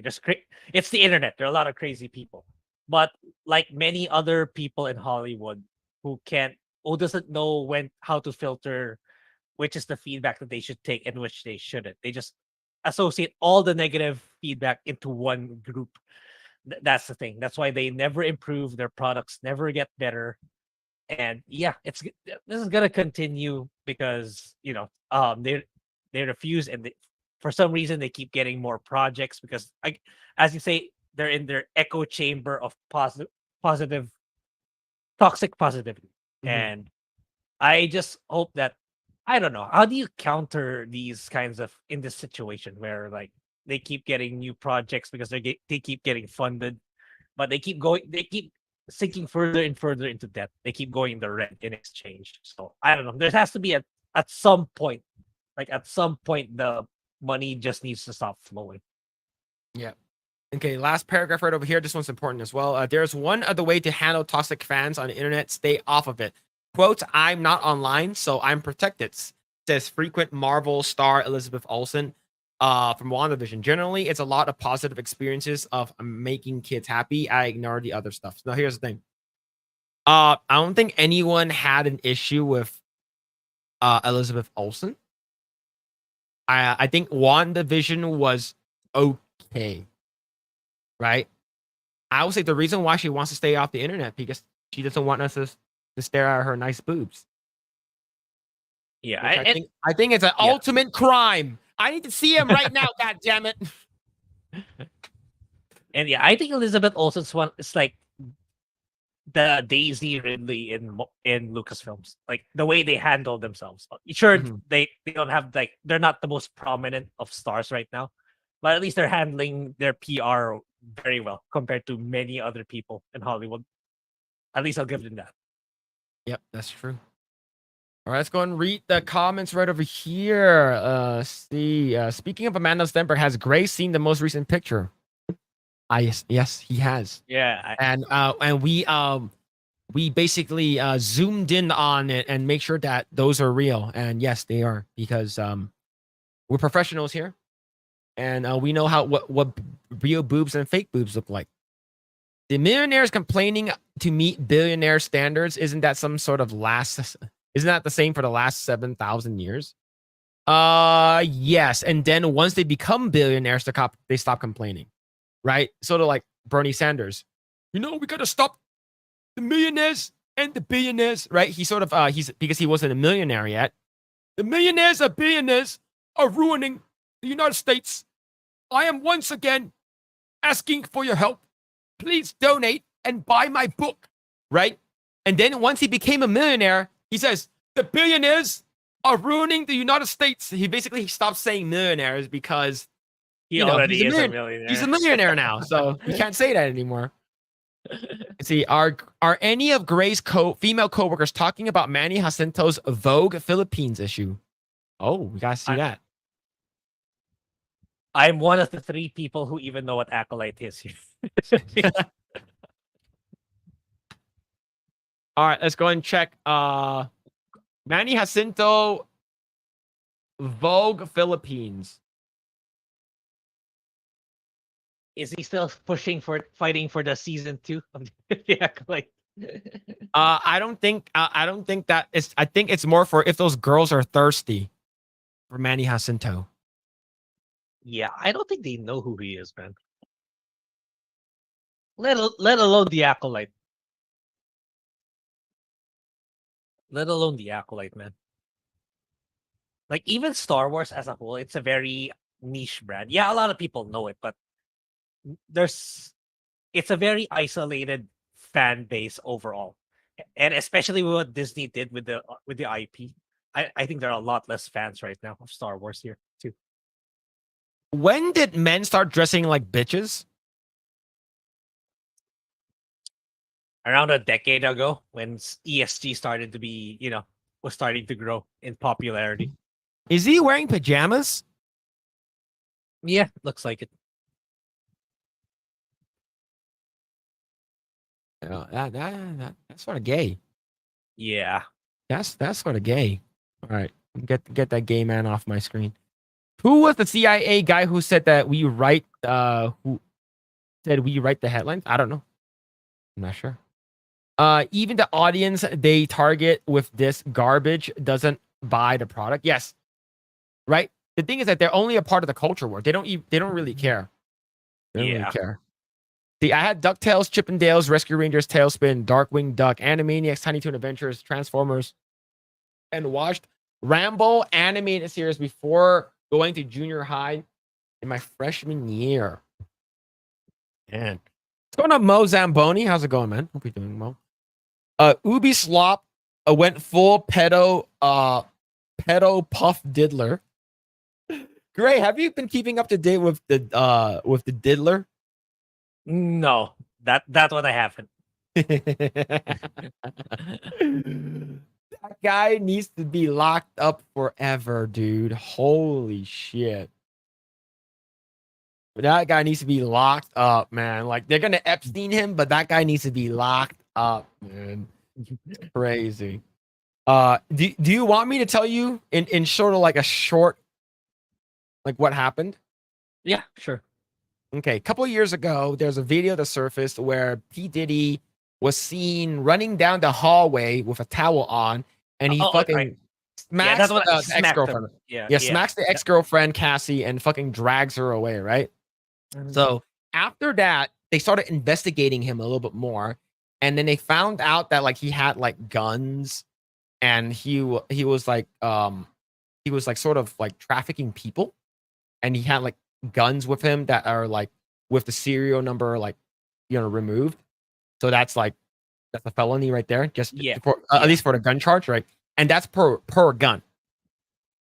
So per gun is $10,000, and I believe $10,000 fine and maybe 10 years in prison, I believe, if I'm not mistaken. So that's per gun. So let's say if he has like a bunch of them, he's going to jail for a long time. And then more stuff came out. Of course, they found $1,000, 1,000 bottles of baby oil in his house, and they found 750-ish dildos at his house. All right. Okay, so that's already fucking weird as fuck.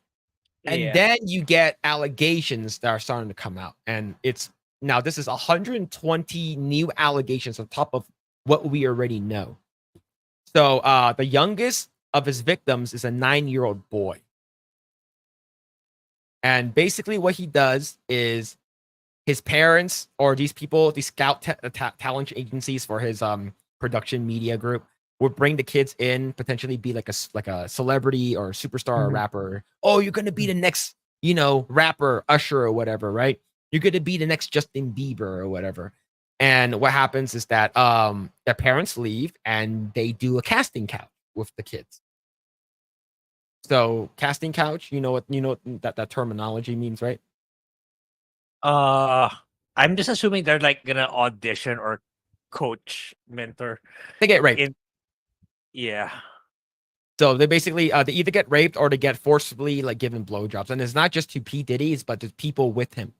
So and he also have like crazy house like Diddy parties where like they bring in a bunch of like kids who are like drugged and stuff like that, and you can't.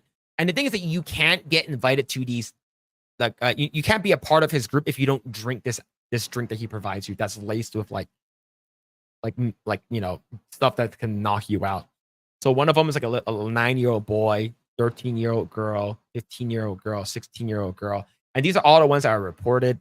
And then like one of them is like a pregnant girl, and then it gets pretty damn violent and really really like descriptive. I don't want to go too much into it, but yeah, there's a lot of them.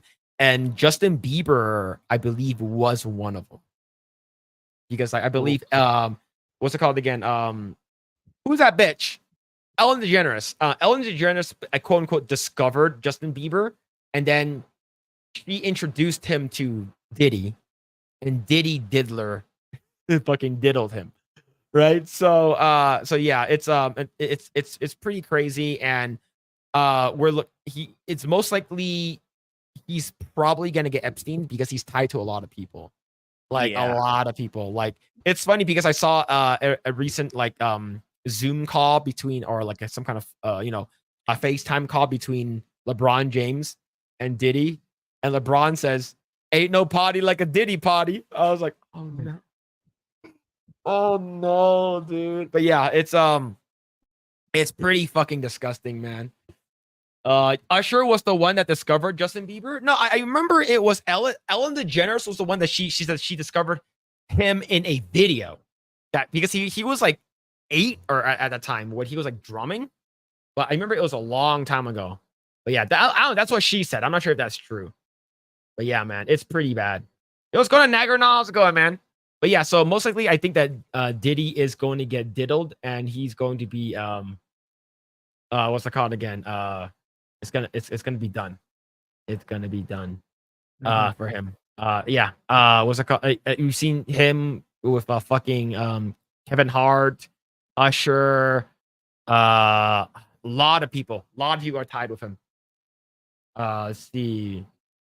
For Asian bros, I think it started in Japan. Look, I don't know why people dress like very feminine.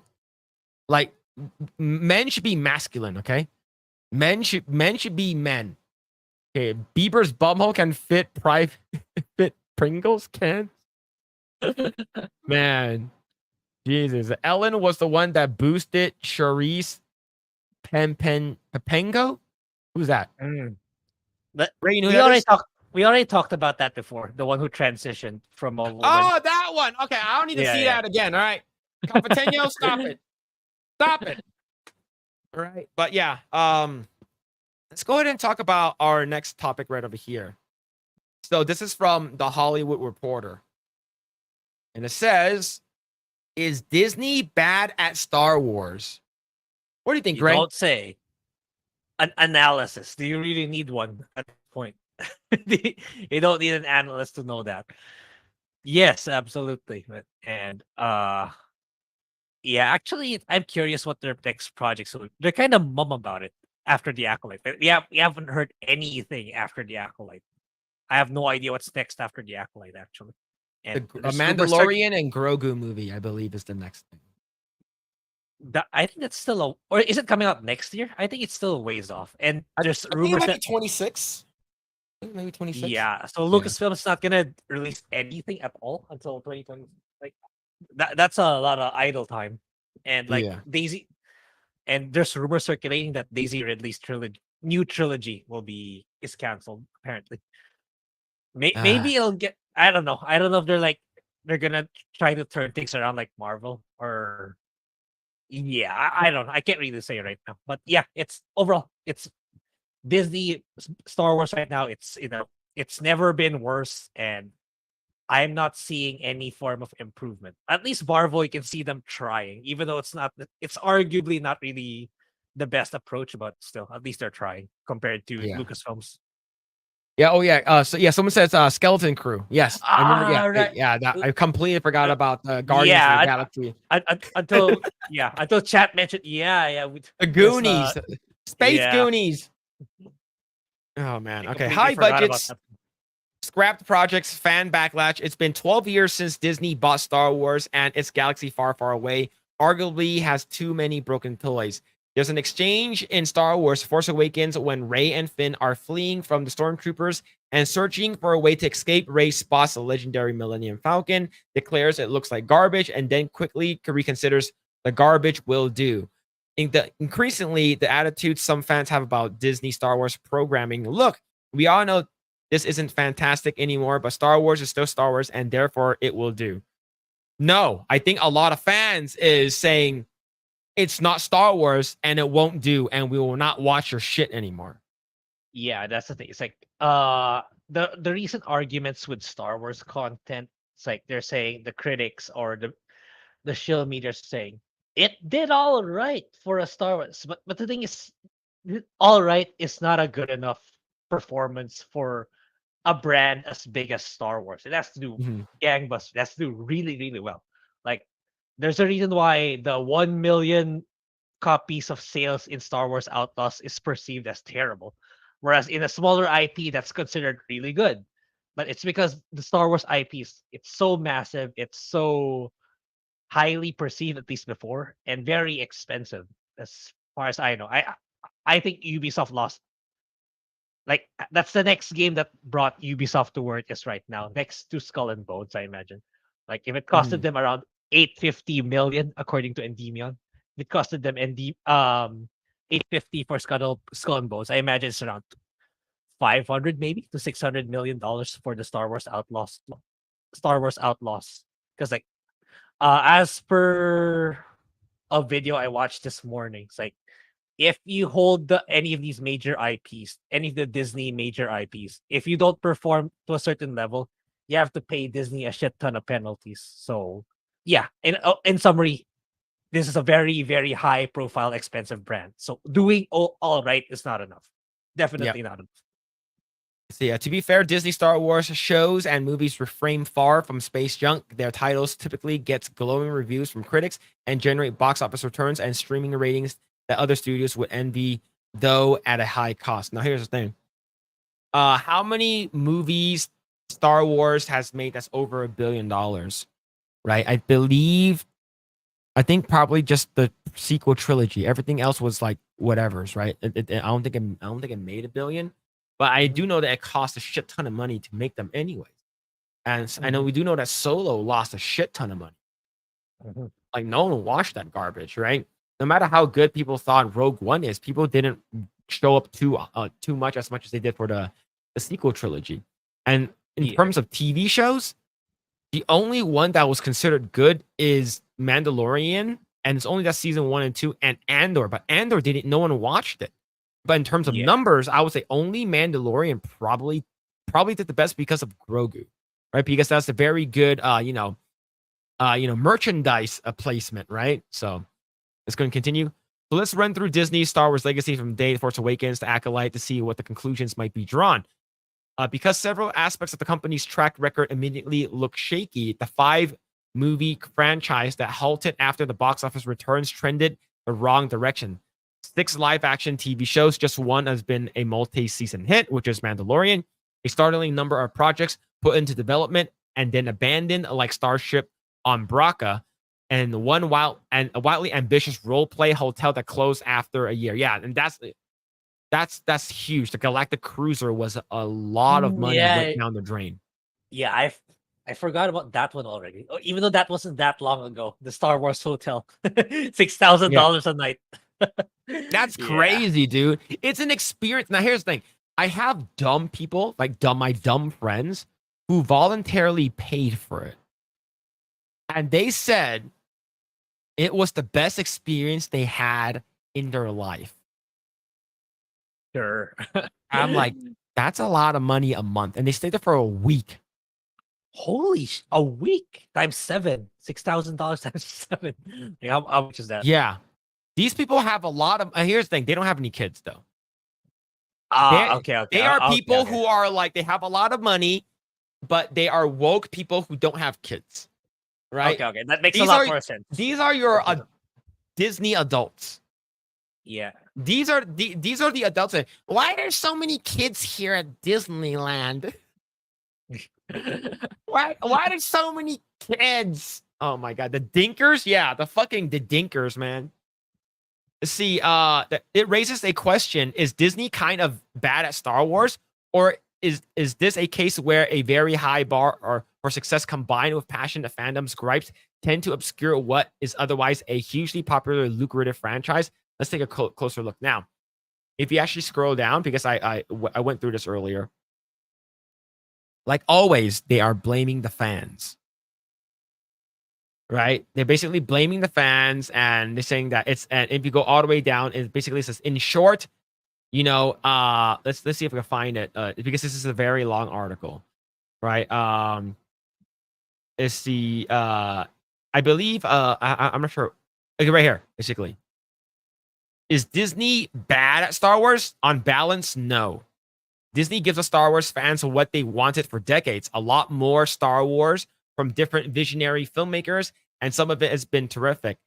A dormant franchise that once followed a single dynastic storyline exploded into more diverse galaxy of the characters. Even the oft-maligned sequel trilogy has sequences within each film that are inarguably stunning, like The Rise of Skywalker, and the shows like The Mandalorian, Andor, and Rebels. Rebels is good, but I didn't watch it, right? A lot of people said Rebels is good, Clone Wars is good, and yeah, but we never watched it. But let's see. Is he clear the highest a bar even a hardcore fan Mike reasonably set? A lot of the online uproar is a sign of audience at least still very engaged and care about the franchise. A truer sign of a failure would be the apathy and the disinterest. But here's another question: could Disney be better at Star Wars? Clearly, yes. The company's live action movies and TV efforts, on average, could and should be better. In 2018, Disney CEO Bob Iger admitted that the company made a mistake with Star Wars, making movies a little too much too fast. After Iger temporarily left the company in 2020, Disney Lucasfilm arguably made the same error again on the TV side. Lucas famously instructed his actors to be faster and more intense, but that doesn't typically work as a franchise strategy. It's unclear if Star Wars requires more or less. More order or less, more empire-like corporate oversight, or more rebellion-like creative chaos. But it's long seemed like there's somehow too much of both, which has resulted in a master plan that's constantly being rewritten and content that sometimes feel undercooked and clunky. It's not the fault of the fans that they increasingly have been fat. So the thing is that they're correct and incorrect on some parts. Yeah, right. Yeah, like the latter part, they were leaning towards having the correct take compared to like he's saying in the earlier paragraphs. Is it good? You're saying yes. No, it isn't. It was terrible. Most of it's terrible. Very, very few, a handful are okay. Are I wouldn't even say excellent, but pretty solid at best, and that's being generous.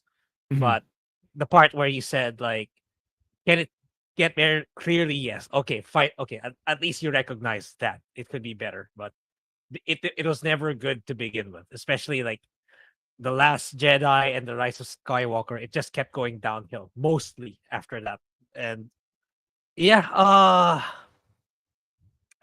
now that we talked about it in the article, I think Andor season 2 comes out next year. So at least there's that. So Andor and Skeleton Crew coming out next year. So we'll see.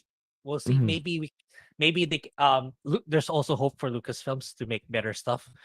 But right now, I'm more skeptical with Lucasfilms than I am with Marvel. At least Marvel, they're trying, even though it's like it's a cheap way of doing it, with showing Robert Downey Jr. as Doctor Doom. But they have a lot of catching up to do if they want to win the fan base back for the IPs under those two companies. Yep. What's this? Any chance of a Nancy Pelosi poll for old time's sake?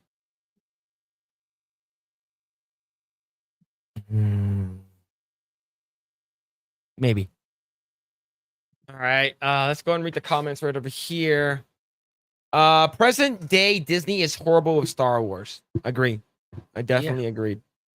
Yeah, it's not bad. Emilia Clarke's Star Wars film was amazing. Said Emilia Clarke's scroll arm. I think you're a little bit biased, just a little bit. Everybody loves Emilia Clarke. Like, Emilia Clarke, yes. Like she seems really cool, and plus we've seen her naked, so that's why everyone likes her. Yeah, Like- she's like another. Is there another good show starring her as a prominent character ever since Game of Thrones? No, Like yeah, everything's been a flop, right? Or it's maybe okay at best. I don't know any other shows where she was in it as a major character and it was actually really good. Up after So- Game of Thrones. like I'm looking at like the main cast of Game of Thrones right now, right? You got Jon Snow, Sansa, Arya, Emilia Clarke. All right, you got Daenerys, right? So like out of all of them, have they rebounded off of Game of Thrones? No, they haven't. Yeah. Like none of Not them e- really none of them really have. Like you're not going to be someone that's like Sean Bean that has a caliber, right? You're not going to be the guy who played fucking Tywin Lannister that's in like other shows or movies and stuff like that. But as of right now, no, like Bran, I don't see him in fucking anything. And like I would see maybe Tommen, I would see him in like a couple of other things. But that's about it. I don't see them in anything else. Yeah. Well, which is sad. It's like I would have thought like GOT was like they were just getting started in their career, but they I agree, none of them ever took off, which is Yeah. yeah. But yeah, man.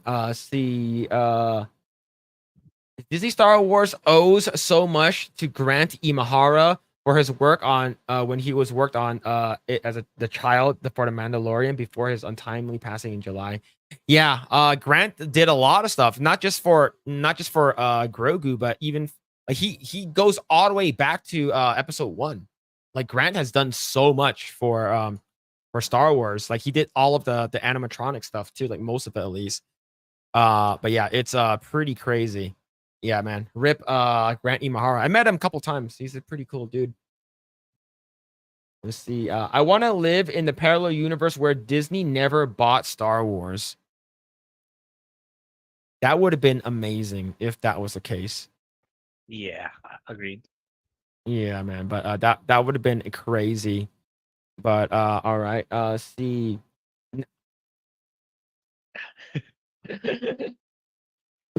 Nancy Pelosi poll.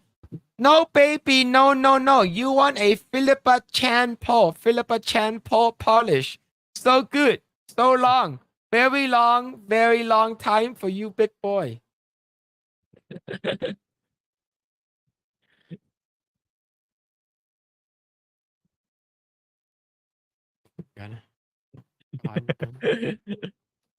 All right. Tomb Master, have you seen the Ultimate Freyna teaser from First Ascendant? I have not. Grae, have you? I think I did, but I'm waiting for the Haley summer outfit because I have Haley as a character. All right. So I'm waiting on that one. I have not seen it. Let's watch it together. It's almost 2 minutes long. Oh, I didn't see the whole. I didn't even know there was a trailer for it. Yeah. All right, here we go. Yeah.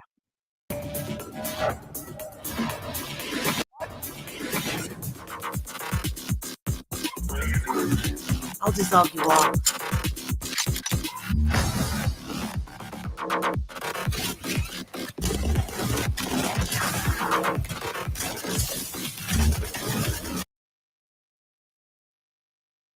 Jeez. Man, I don't know who this is. Her boob's a little small, but that ass is fucking.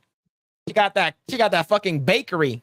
She got that bake shop working, man. The thing is that the First Ascendant knows its audience and it's leaning into it very hard. And I'm very hard looking at this. Like, great, this is awesome, man. I think Haley has bigger boobs though, so that one's more appealing. Wait, is her summer outfit out already, or is it like? No, it's not. It's still like the default like infantry outfit and the sergeant outfit. So none of the skimpy shit yet. The skimpy version of it yet. Yeah. Wondering her winter outfit is basically her in like a thong and it's like a winter coat. That'd be great. That'd be great. Let's continue. But, First Ascendant, like it's a good chill game. It's like you don't really need to I usually just get overwhelmed if it's like a mission designed to be played as co-op. But then if someone else joins in, you can usually win and just it's just a run and gun shooter game in my opinion, which is not necessarily a bad thing. But Yeah. it's like, if you're looking for a chill game where you just shoot aliens and shit, First Ascendant is a good game. Okay.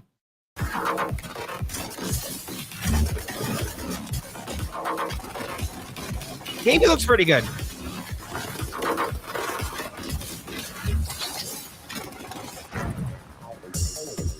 New Descendant We have Quest. no name, age, gender, or ego.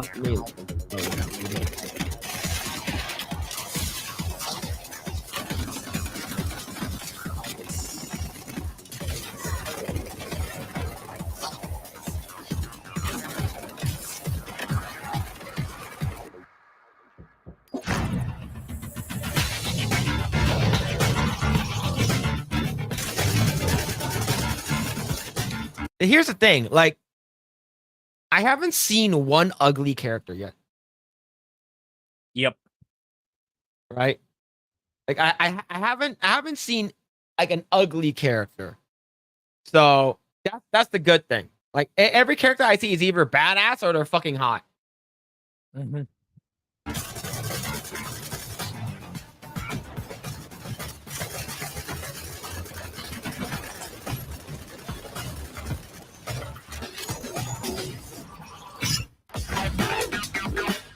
100% difficulty. Why? So that's Haley, right? The thick girl. Yeah, that's Haley. Yes. Yes.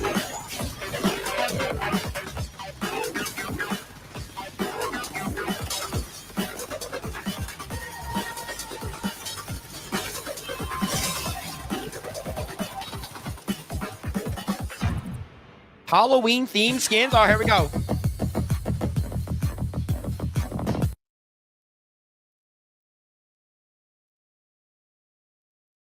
Is that like a jack-o'-lantern?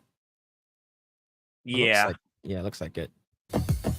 I think that's Haley. The one with is that Haley? I'm not sure. I He's don't. like, I think need to so. see the boobs. Yeah. Take off your clothes. Let me see it. That's how I'll know.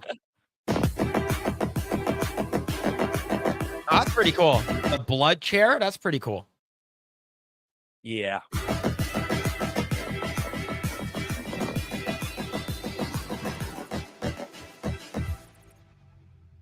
Cool. That's nice. You riding a broomstick? That's what I saw.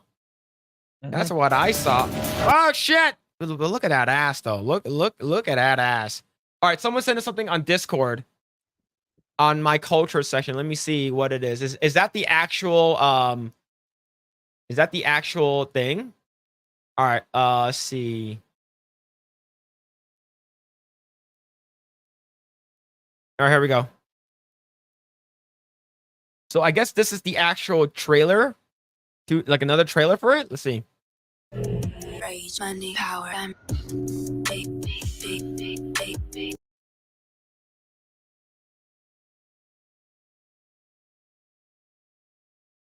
That's a nice angle. I'm gonna lower down the volume just in case. That's a nice angle. Mhm. We wanted to hear the music.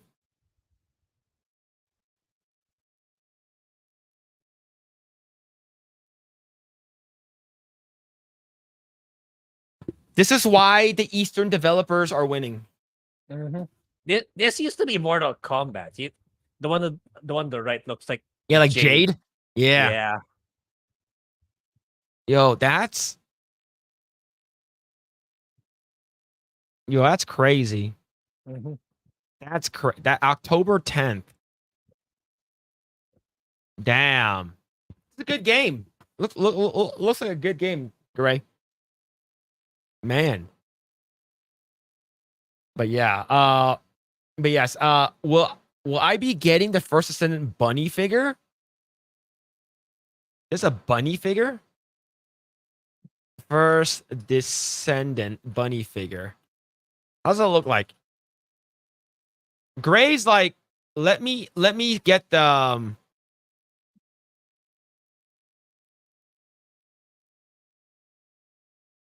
Okay, I found it. I found it.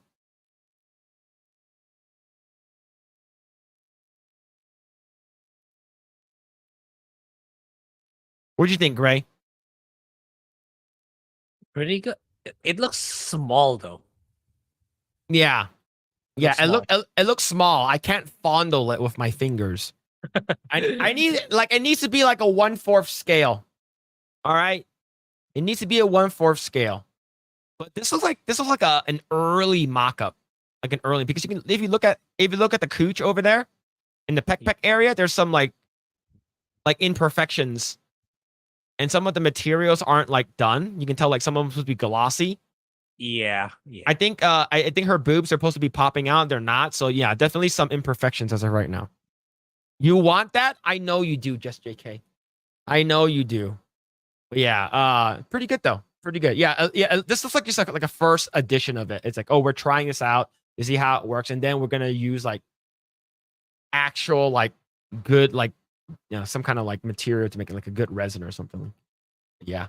All right. All right. Let's go and talk about this right over here. All right. I'm not going to read this article, but I will just graze through it. But Grae, you never watched The Joker, did you? Nope. Are you gonna watch it though? Not anymore. Like even before the second movie came out, like I have heard people say that it's not as good or the hype isn't there. It's like it's kind of overrated for some people even before the second movie came out. So and I wasn't really fully interested in watching it despite the reception of the first movie. But now that we've seen the results of the second film, I'm kind of I'm really more inclined not to. I'm generally not interested anymore. Yep. All right. So here's an article from Rolling Stone. It says Joker, fully a dick, has a message for fans. Go fuck yourselves. Kudos to this follow-up to the $1 billion grossing hit for delivering something more than a carbon copy of the Angry Young Clown original. But who exactly is the musical sequel for? Now, this might hopefully this is not spoilers. I didn't watch it, but I do know what happens in the movie.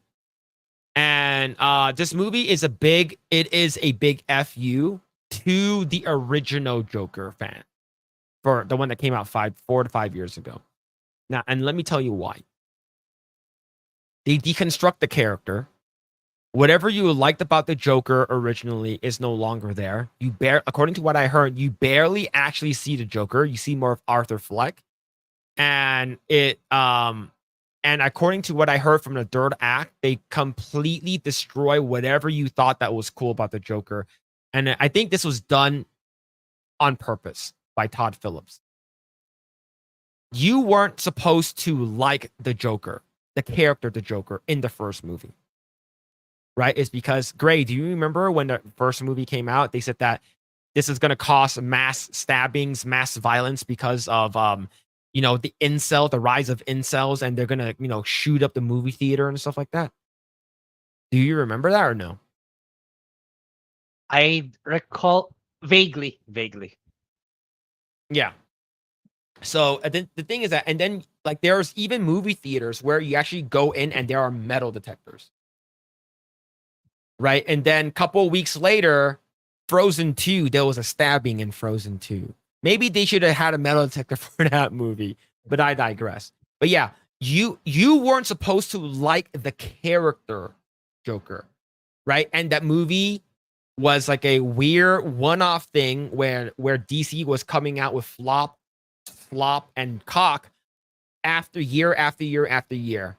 Right. And then you got like a Elseworlds Joker one-off movie that was done by Todd Phillips that was really, really good.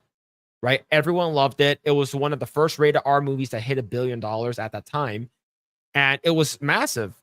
And you go from that to this to making a musical. Now, who are musicals for? Grae, do you like musicals? Do you watch musicals?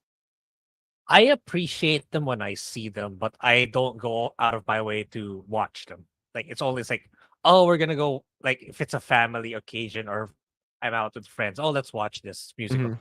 Okay, yeah, sure. I'll go along. But I'm not gonna go out of my way to look for them. Kind of like the way I look for new video games and stuff like that. They're Yeah. okay, but I'm not really like I want to watch another new musical. Nah, that's never gonna happen. Yep.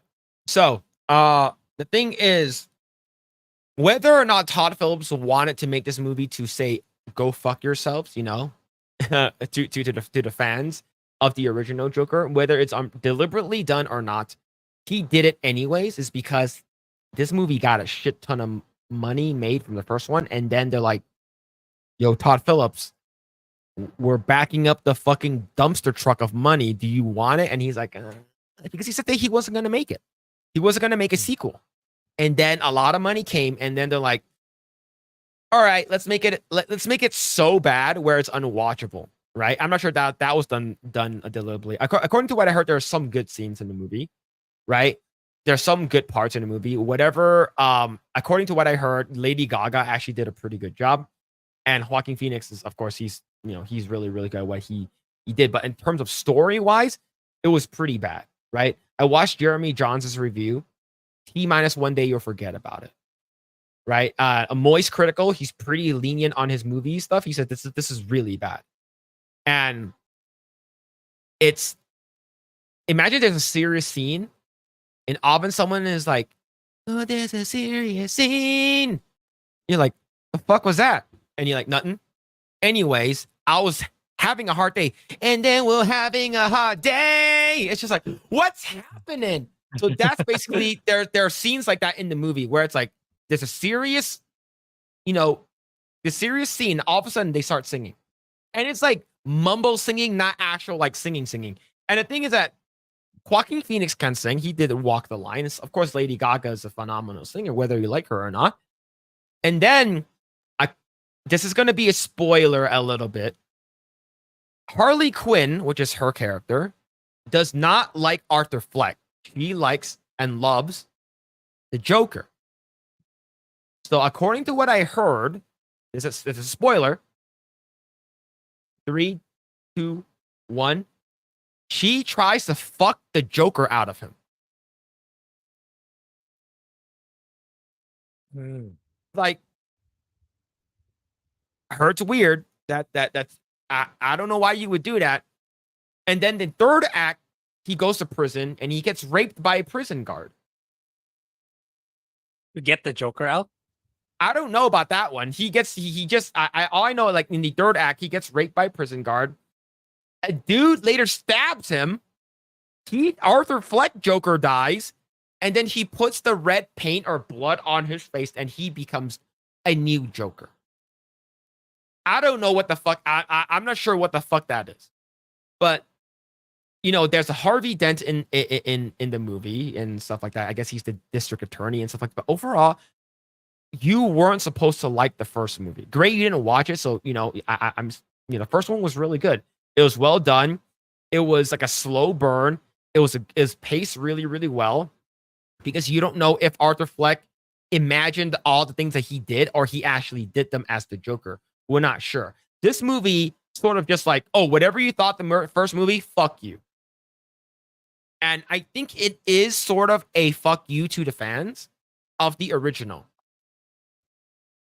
Right? Because I'm not going to read this fucking dissertation, but the thing, I sort of went through it earlier, but it's basically whatever you liked about it, you weren't supposed to like it, so let's go ahead and fix it.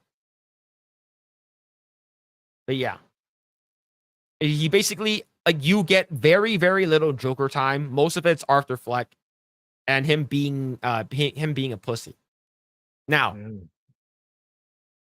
I do want to show another one over here, though. I do want to show this.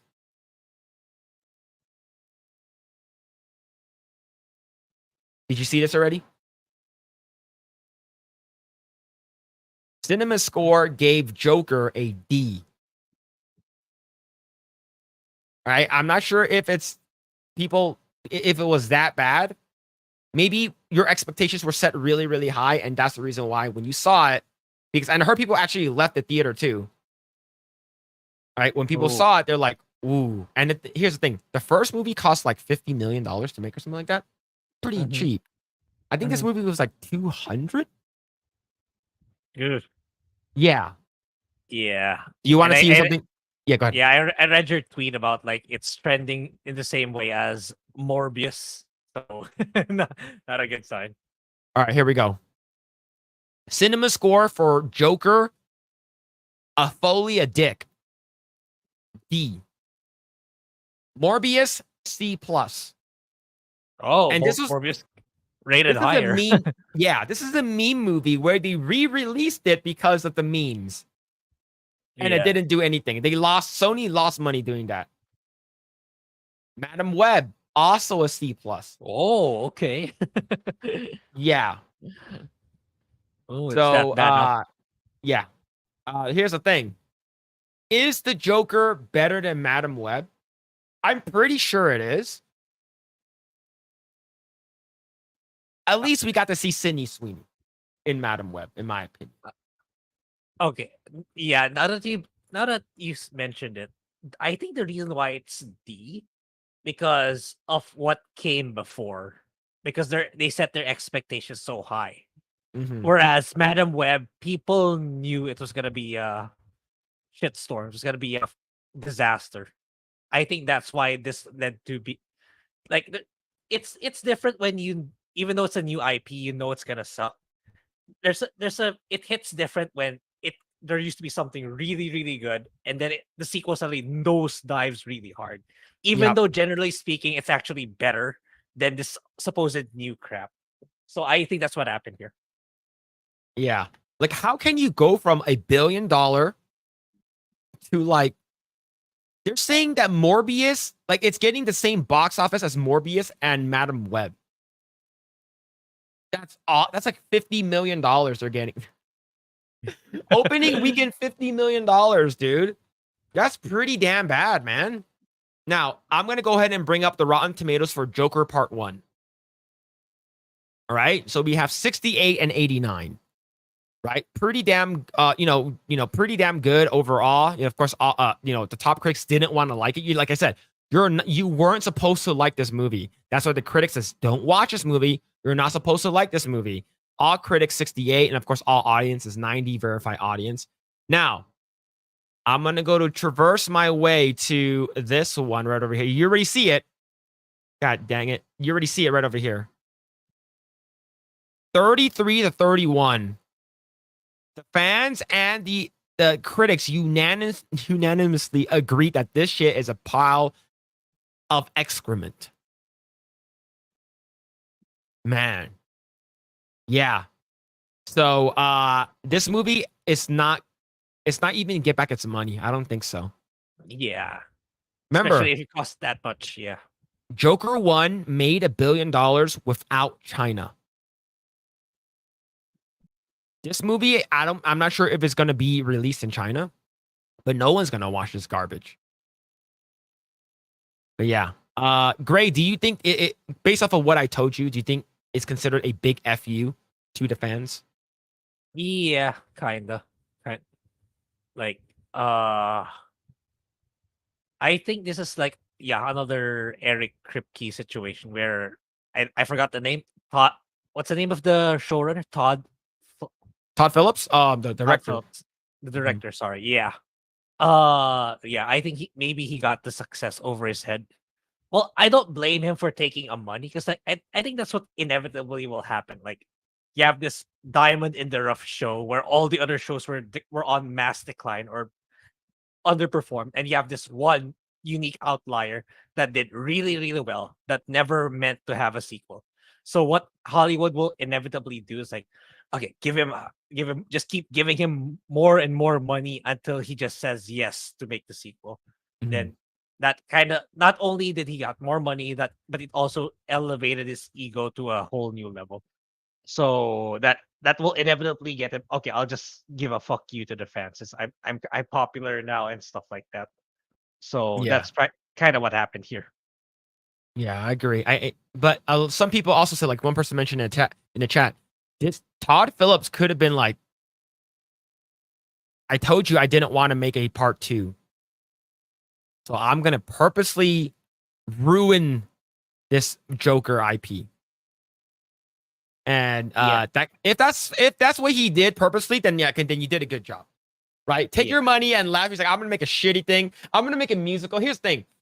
I do enjoy myself musicals from time to time. A really good one of my favorite musicals of all time, The Book of Mormon. So fucking good. It's the guy that did South Park. It's so good. Like if you have the chance to watch it, go watch it. It's one of the funniest shit ever.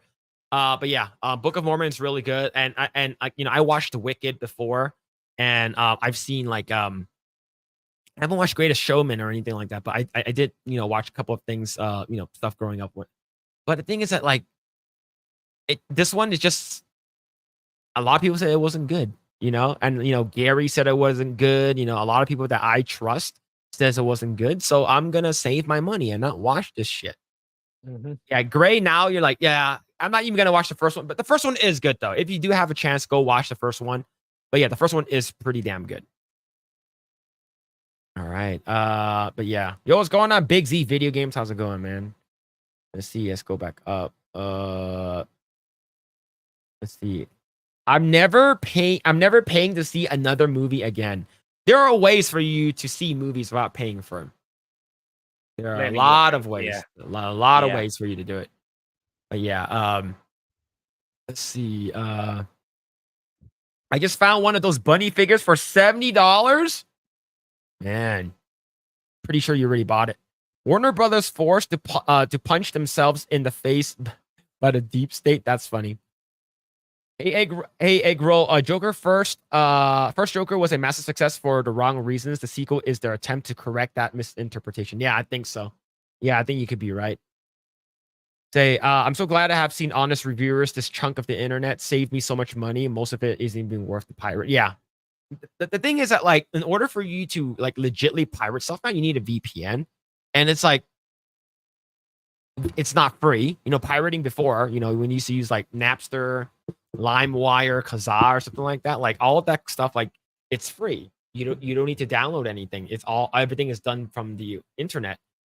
But now you need like a even BitTorrent or uTorrent, like all that kind of stuff. It's like they track you. They have to use a VPN now, and not everyone's gonna pay that VPN, price tag. People are just like, ugh.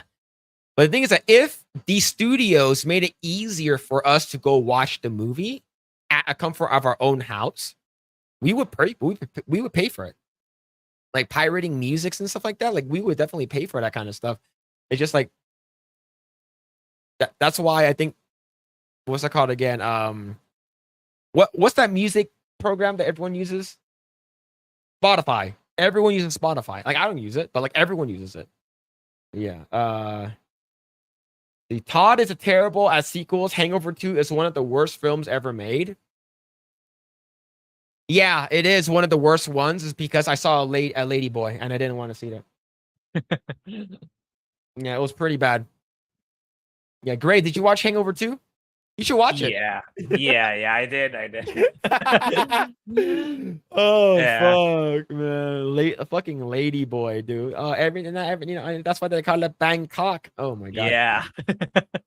Basically, everyone I've heard talk about it says it's surprisingly well made in good in almost every way, but the story is horrifically awful. Yes, they said that the acting is good, the music is good, other than the random weird songs they just started singing, and like the cinematography is good, but the story is really bad. So like I'm like, but that's like that should be the best part of it, right? Are there boobs in it? Here, are there naked women in it with big titties? If there isn't, I'm not watching it. Let's see. Lady Gaga has embraced herself as a state asset. Yes, she is. Todd is a hack. Had no solid classic to rip off this. Yeah, here it is. Sucks, man. Definitely sucks. Why do that to your own IP? It's not his own IP. It's his interpretation of it, right? Like, here's the thing. Would George Lucas do that to his own IP? Will he murder and rape his own IP? I don't think he will. Yeah. He sort of did. Don't get me wrong. He sort of did it to Kingdom of the Crystal Skull. Right? But like in terms of like the original, like the prequels, like I think those were just, he wanted younger kids to watch Star Wars and get monetization stuff like that. Bill is gay and likes Dustborn. How excited is Phil for Wicked coming out starring Ariana Grande? I'm not excited for it. We'll see. I did watch Wicked in Broadway before, so we'll see. We'll see how good it is. I'm not a big fan of Ariana Grande, anyways. I think she could sing, but she's like mumbling most of the time. It's the here in Guangzhou, I have no choice other than to use a VPN. Yep. Exactly, man. That's how it is. The Gabe Newell was right. Piracy is almost always a service problem. Yep. Okay, I only watch shows on the 7 Seas. I'll buy hard copies if I think the creators deserve it. Yes.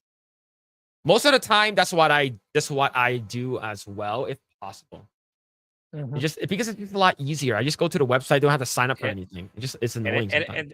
And movies are expensive. Like when you're in the theaters, they're not cheap. Yep. They're not like back in the day. They're actually like just the movie tickets, your parking, your snacks. It'll add up to something very expensive, actually. Yeah. From what I heard, it sounds like he didn't. Yeah, he didn't want to make a part 2. He did not want to make it. He said he doesn't want to make it. But the thing is, Warner Brothers like, yo, we're gonna give you $200 million. Yeah. I like money. Yeah. It's like you can't help but like if you're like it's easy to say, oh, don't sell your soul. But if you're that person, like when you're getting offered more and more money, it's hard not to say no. Like it's life-changing money. So you can't really blame that person. Like it's just the way the world works, especially in regards to money. Yeah. Yeah, it's give a person enough, they enough money, they will do it. Yep. They will do it.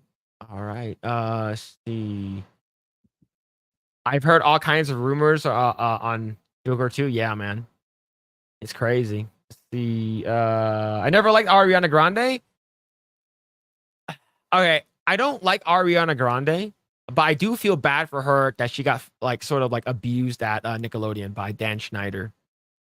Yeah, pretty bad. Did. That Yeah. I didn't know, but yeah. She was the one where she has to milk a potato. And she was like 16 at the time. Eesh. And then she was like holding a water bottle. Let me see if I can drink a water bottle like this. And she goes like this, and she pours a water bottle, and it goes down her chest. I'm like, dude, she's fucking 16. What are you doing? Oh my god, man. See, wait, didn't Scorsese produce the first one? Maybe Todd wasn't the main. I believe he's the director of the first one. He's the director, Todd Phillips. Let's see. You had no idea? Yeah, man, it's bad. It's bad. It's like, dude, what the hell, man? It's definitely disgusting for sure. All right. All right. Let's go ahead and go to our next topic right over here. All right. Let's go ahead and talk about Asmongold. Okay. Yeah. So this article comes to us from That Park Place, and it says Asmongold declares we're winning. Following report that admits Hollywood executives are battling fans. Do you agree with him? I think so, but like I said earlier, it's like there will always be like those Black Rocks, those vanguards, like siphoning off profits from other businesses they have, and then like they keep like just reallocating it for DEI and ESG. It's like someone has. It's those people in those institutions that need to be let go or need to be stopped, because like otherwise it's just gonna be an endless cycle until like they're hoping that one day the society will get it'll get so ingrained with society, or people in the younger generation are just think that ESG and DEI content is actually the normal thing. I think that's what they're banking on doing. So yes and no. Yes, that we're quitting, that they're losing a lot of money right now. But the thing is, they're just siphoning off money from profitable endeavors and putting it to DEI and ESG. Yeah, I agree with that. All right, let's go ahead and read this right over here. It says YouTuber and streamer Asmongold declared we're winning in the wake of a report that admitted that Hollywood executives are battling fans. Variety's Adam B. Very penned an article titled Toxic Fandom, How Hollywood is Battling Fans Who Are Just Out for Blood from Social Media Boot Camps, which is something that we went over earlier. In the article, various unnamed marketing executives who informed it comes with territory, but it's gotten incredibly loud in the last couple of years. People are just out for blood regardless. If they think purity and the first version will never be replaced, or you've done something to upset the canon of a beloved franchise, and they're going to take you down for doing so. So here's the thing. Lord of the Rings. There will never be a reboot that will even come close to what Peter Jackson did in the early 2000s. I think those movies, they're timeless. They still hold up to this date. What's it called again? The CGI, some of it is a little wonky now, but it's still really, really good. It still holds up. The acting is really good. The writing is really good. And do you know what makes the movie good? It's because Peter Jackson says that he doesn't want to change what the original narrative was from Tolkien. He said that he doesn't want to put in any of his ideology. He doesn't want to put in any of the shit. He just wants to make it faithful as much as he could in movie form. And it worked. And that's why when shit comes out like Rings of Power, we complain about it is because it's fucking garbage. And you're working with appendices that are like fucking 2 pages. What the hell, man? Let's continue. Asmongold reacted to the comments stating, that's exactly right. I'm glad they understand. He continued, so the problem is that the fan base wants you to maintain what the original story was and not to change the story. So if you want, we can actually... Is this a clip? It is a clip. Let's go and watch this then. Go and watch this. Studios, oh, right. Oh, boy, here we go. Studios are assembling super fan focus groups to assess various materials for franchise projects to avoid social media backlash. They will just tell us if you do that, fans are going to retaliate. If it's early enough and the movie isn't finished yet, we can make those kinds of changes. Yes. And so this is an article written, toxic fandoms have grown so powerful that while talent, executives, and publicists privately bemoan the issue, fear of triggering another backlash keeps several studios from speaking for this story. We started experiencing a rampage of what I would say hyper-conservative bigotry. In other words, the Acolyte was the latest high-profile target of toxic fandom. It comes to the territory, but it's gotten incredibly loud in the last couple of years, said a veteran marketing executive at a major studio. People are just out for blood regardless. They think the purity of the first version will never be replaced, or you've done something to upset the canon of a beloved franchise, and they're going to take you down for doing so. That's exactly right. I'm glad they understand. So the problem is that the fan base wants you to maintain what the original story was and not change the story. And this is about a toxic fan base. Toxic fandoms have grown so pernicious that they've become a fact of life for many. And so here's the thing, like before we continue, anything that we say that's against what they're trying to come up with, like I said, toxic positivity is the thing that these studios want. If you don't have anything nice to say, don't say anything at all. And I think that's what, like they don't want to hear it. They don't want to hear any constructive criticism. It's because all of them are a bunch of fucking pussies. They don't want to change anything. It's like, just tell me it's good. All right, if we tell you it's good and your shit sucks, then the fans revolt and against you. What are you going to say? Oh, the fans are toxic. They don't know what they want. Right? Wasn't there a piece of shit director? Oh, yeah, Taika Waititi. That you will know what you want when we make it for you. Or some garbage like that, right? Like I'm basically paraphrasing here. He's basically saying that you don't know what you want until I make it for you. So just shut the fuck up and consume. Don't ask questions. And that's how all of them think. And the thing is that a lot of these people who are in middle management are all millennials now. Like these people who are making like actual decisions, like they're all like in their like mid 30s to like 40s, and they're like fucking everything up, and they don't care, right? And the thing is that they're making it. It's and if it's not good, it's like it's not made for you. I don't know. What do you think so far? Like with this, like I know this is a topic we covered earlier, but like, Yeah, is there anything that you want to bring up? Nothing really. Yeah, we're winning what seems like we're winning short term, but I don't expect, like I said, like what I said, it's the financiers, like the people in charge of funding these DEI initiatives to begin with. Like it's those people that need to be called out and need to be tell them to stop doing it. Like put their money on stuff that actually makes them money.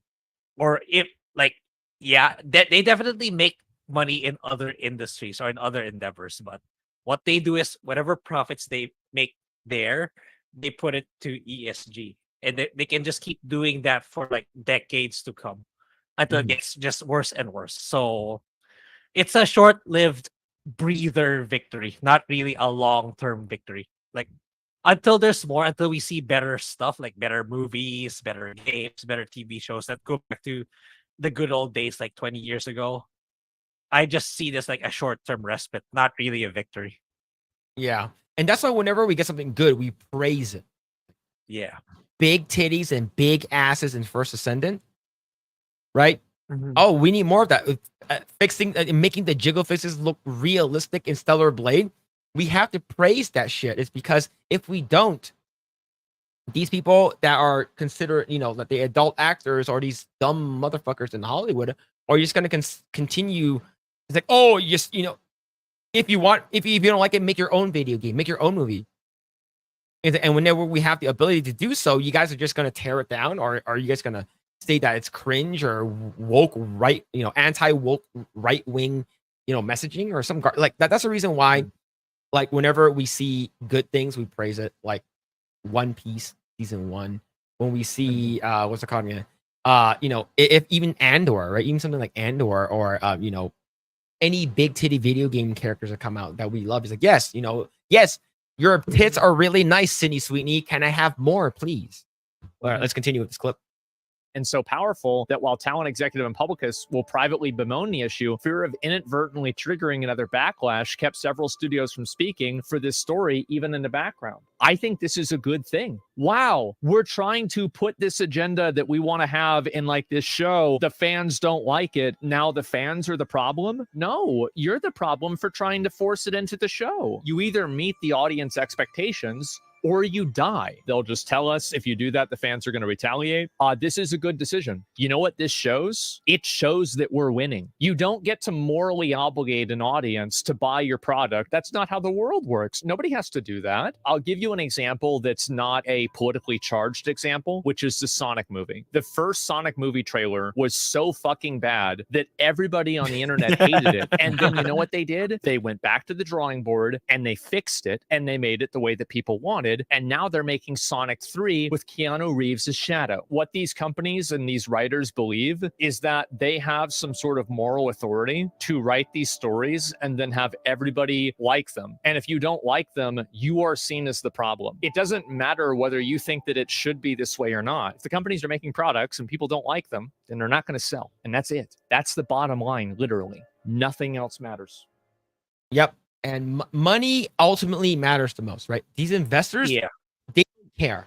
They don't care if DEI, ESG, woke garbage propaganda works, and they're making a shit ton of money. They're not going to say anything about it. They're like, all right, continue doing what you're doing, right? Continue doing it, right? But the fact that it's not making money. People are against it. You're losing viewership. You're losing your fucking core audience, right? It's because your core audience, a bunch of people who love Star Wars, doesn't like your shit anymore. Look, we have nothing against like hot female protagonist women with big ass and nice titties, right? We have nothing against that. But once you make them a fucking Mary Sue and they're better than everyone else with no fucking trials and tribulations that happen in their fucking story arc, we're going to be like, what the hell is happening? They don't deserve it. Same thing with Captain Marvel. And then if we don't like it, we call them out. You are the problem. We are the problem. People who are paying money, these multi-billion dollar corporations, are mad at us for not spending our $20, $30 at watching your fucking movie in the theaters. Yeah, and like, I don't agree with Asmongold all the time, but most of the time he has really base takes. And that's the reason why we need to call them out for their fucking dumb, idiotic fucking mentality, thinking that they're better than us is because, oh, we're the creators. Fuck you. That's a good way to lose your audience. It's not made for you. All right. How did that work out with Frost at G4? Right? How did that work out with the new Charlie's Angels? right? How did that work out with Wrinkle in Time? Whenever you say don't watch it, don't play it, make your own, we're gonna do it. But yeah, but most likely this article just goes through what he says and reiterates, and oh my god, I get those so fucking cringe too. But yeah, man. But overall, it's I agree with Asmongold here, and yeah, like, and that's the reason why. Now here's the thing. Let's say, did you watch this? What's it called again? The Michael Bay Teenage Mutant Ninja Turtle movies. No, I am not a Ninja Turtles fan, so I'm the wrong person to ask about that one. Okay. Do you remember how they look like? The ugly ones? I won't be able to say which one. Yeah, so probably not. So this is what was this one. yes. So this was what's created. Right? So this was what was made. And a lot of people didn't like it is because it didn't look like the turtles that we grew up with. When I first saw it, I'm like, what the fuck is this? Because I grew up watching Turtles. I'm like, what the hell is this? What the fuck am I looking at? Like, how, why, what? Right? And then you have this, that a fan edit they did, and I think it looks pretty damn good. All right, let me see if I can bring up the fan edit right over here. So the bottom one is the Michael Bay one. The top one is a fan edit. Yeah. Right? It looks more like the actual Michael Bay thing. And it's actually legit good. And there was another one too that I saw right over here. Let's see if I can find that one. Like this one. This one is sort of blurry, but you can see what I'm talking about. Right? So the one on the left is the Michael Bay one. The one on the right is the one that fan fixed. If Michael Bay listened and they're like, okay, we're getting a lot of backlash from the fans, let's change it. If they changed the entire thing from this piece of shit to this and this, the movie would have made a lot more money. Because the story wasn't that bad. I watched both the movies. The story wasn't that bad. And the second one, they brought in Bebop and Rocksteady, which is pretty fucking cool. But the fact I can't get over how these fucking turtles look. It just looks so bad. And that's why the Sonic thing worked. Fans are always right. The customers are always right. And if you shit on us, we're not gonna watch your shit. And that's why Sonic 1, Sonic 2, and Sonic 3 with Keanu Reeves is coming out. Right? And Sonic 1 was pretty good. Sonic 2 was pretty good as well. Of course, the whole human element about it sucks, but like the Sonic stuff about it's really, really good. There's a lot of fan service in it too, in terms of if you love Sonic and Sega, there's a lot of like Easter eggs, which is fantastic. And now you have a person like Idris Elba and Keanu Reeves, both for in Cyberpunk, who's going to be in what's it called again? Sonic, which is I'm looking forward to it. But yeah, man, this is absolutely like the fans are always going to be correct. Like bottom line. All right. Let's go ahead and read some comments right over here. Let's see. And the awards for stating the obvious goes for Asmongold. True. You see, ultimately, the customer is always right. Long term, they can't beat the fans. Yep, it's because where are they getting their money from? Right? Where are they getting their money from? Are they getting it from the investors? No, the investors gives them the money to work on the project, and then the customers pay for the project. Right? That's what the customer is always correct. Let's see.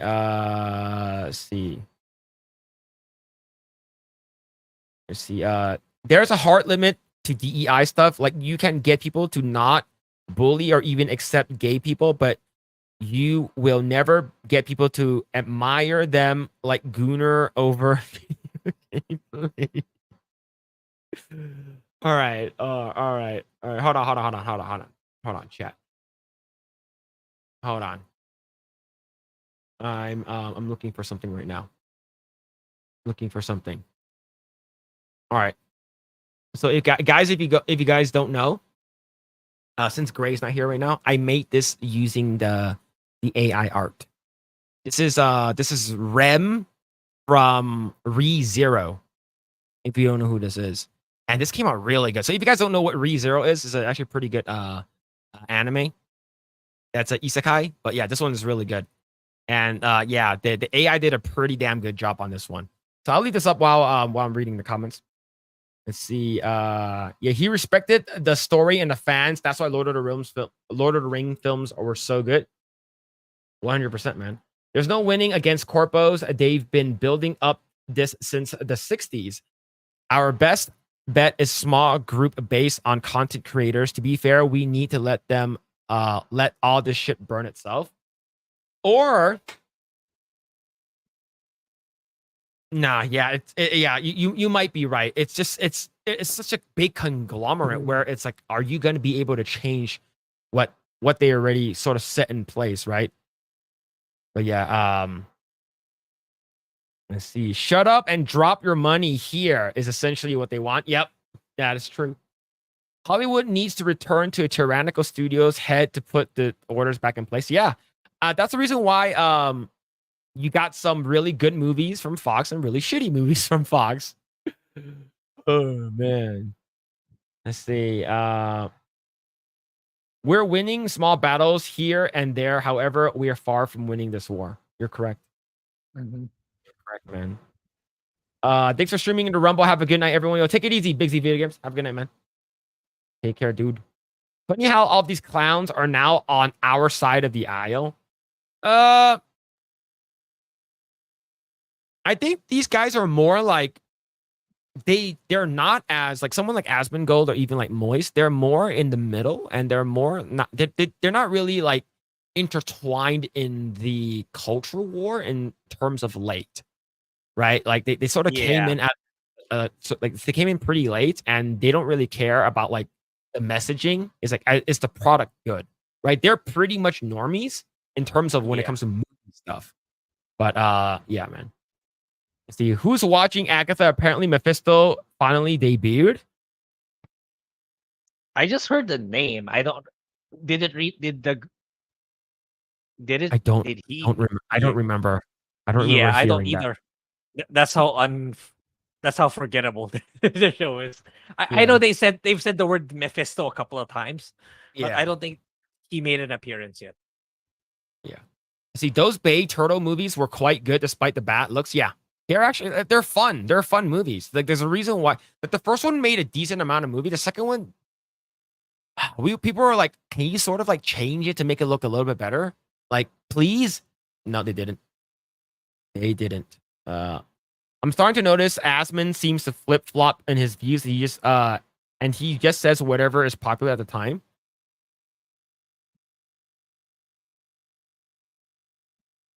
Yes and no. Yeah, Right? I agree with that. Like there are some things like you won't change his mind in. But in terms of like woke stuff, he is like he has no problem with like gay or trans people. Right? And he doesn't care too much about the woke messaging. He just sees like, is it good? That's all he cares about. Yeah. Sometimes he gets into the culture war stuff and he doesn't really understand too much. But yeah, it's sort of like yes and no. But like the thing is like he does have a lot of like in terms of like his popularity is pretty big. So a lot of people like would listen to what he says, whether or not they agree. Like a really, really bad take is that he said he did agree with Hassan's thinking that streaming is one of the harder jobs. Yeah. Right. And if you look at that ratio, it's like a 60% dislike. Like he does get ratio. Like his chat does call him out on it, which is good. They're not all like the fucking same degenerate like Agree with everything he says. person. Yeah. Like Hassan Piker's like chat is all they're all like him. So you can't change that. But yeah, man. Let's see. One of those is bigger than her head. Me gusta. Great. Do you watch ReZero? No. Do you like isekais? Yeah, I think they're okay. ReZero is an isekai. That one's pretty good though. Okay, Yeah. I'll give it a go. It's pretty good. Yeah, ReZero is good.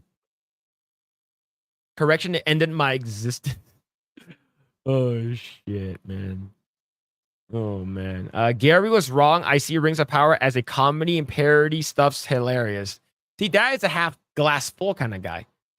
Right? That's a half glass cool. Yo, what's going on, Wayfarer? How's it going, man? 199. Yo, let's go. It's weird that I can smell her. It's okay. I can smell her too. She smells great. She's a maid, by the way. So she lives to serve. All right. Okay. Let's go ahead and put that away right over there. All right. Let's go ahead and talk about this big topic for this week. And the big topic for this week is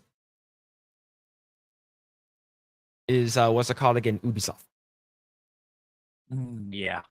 All right. So Grae, what have you heard about Ubisoft this week? Like it was pretty important, yeah, for a lot of woke shit. Yeah, a lot of things.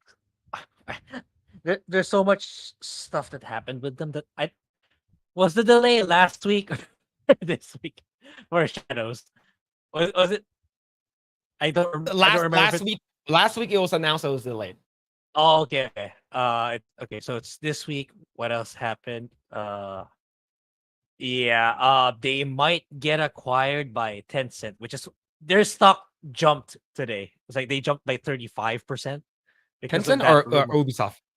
Ubisoft. Oh, because of that. If you want, take a look at it now. Take a look at the Ubisoft stock right now. It jumped to like 35% because of the rumors circulating that they might get acquired completely by Tencent, which is I don't think it's far-fetched. Holy crap! Oh damn! Yeah. So let's go ahead and bring it up right now, really quick. So there is some merit. It was over here like a week ago, and then all of a sudden it went boom. Yeah, there's some merit to that rumor. So I guess a lot of inside hedge fund managers know more info. So it might be legit that the Guillemot family might get acquired by Tencent, which for me is not a bad thing, given how they've been running the company for the past couple of years. Mm-hmm. So it might actually be more of a good thing than a bad. Like at least this company is interested in making money, not not out of ego or ESG stuff. So on top of that, I hope they get to turn it around. Like maybe they can make Shadows good. And I've also been tuning into the Endymion videos recently. Like I heard that they actually had a male Japanese samurai model, and they're strongly considering placing him instead of Yasuke. So a lot of Ubisoft stuff happened this week, and mostly attributed to Star Wars Outlaws and Assassin's Creed Shadows. All right, so let's go ahead and basically give the rundown through what happened this week. This comes to us from that Park Place. Ubisoft allegedly spent between 650 and 850 million on its quadruple A game Skull and Bones. So that's the reason why they are hemorrhaging money. It's not because of Star Wars Outlaws, and it's not because of the bad rap and the bad reputation that Assassin's Creed Shadows has been given. It's actually this game, and this is the game that no one's playing, right? So if you actually go to the Steam charts, right? I'm gonna bring up the Steam charts really quick, and let's go to Skull and Bones. Yeah, and let's go ahead and bring it up. I think like Star Wars Outlaws is not too far behind that number. I would speculate around half of the number. Ubisoft maybe like 250. Yeah. 250. But damn, this thing is almost $1 billion, right? So here's the thing. Right now, current players to 215. Peak all time 2 months since its launch was 2,600, and I believe there's like early access or something like that. This is expensive, and Ubisoft is the same people that says you don't have the right to own the games. Mm-hmm. Like they're the same people that said that. Yeah, apart, like Yves Gamo, like for every time he makes a public statement, he says something or maybe it wasn't him or his executives. Like whenever they utter something, just to be utter something about the games industry, it's like it almost feels intentional that they want to get gamers upset by them. So like a part of me believes that like yeah, I think the game plan of the Guillermo family is like to to really try to sink the valuation low so that they can buy the company back. And then that's when there's like, oh, we apologize for what we said before and blah blah blah blah, and people will believe them. I think that was supposedly, I really think that's their game plan, but it's not working out for them. Like Yeah. that game plan, yeah. Yeah, so of course this is was done by Endymion. He officially put that out. So there's a quote right over here. Endymion shared, "I was also told that the project that ruined Ubisoft was not actually Outlaws or Shadows, it was actually Skull and Bones. My sources told me that there have been multiple different versions of the game that were each completely different over the years. They said that they were told that the budget was spent on Skull and Bones is ranged somewhere between 650 to 850 million dollars over the 10 years.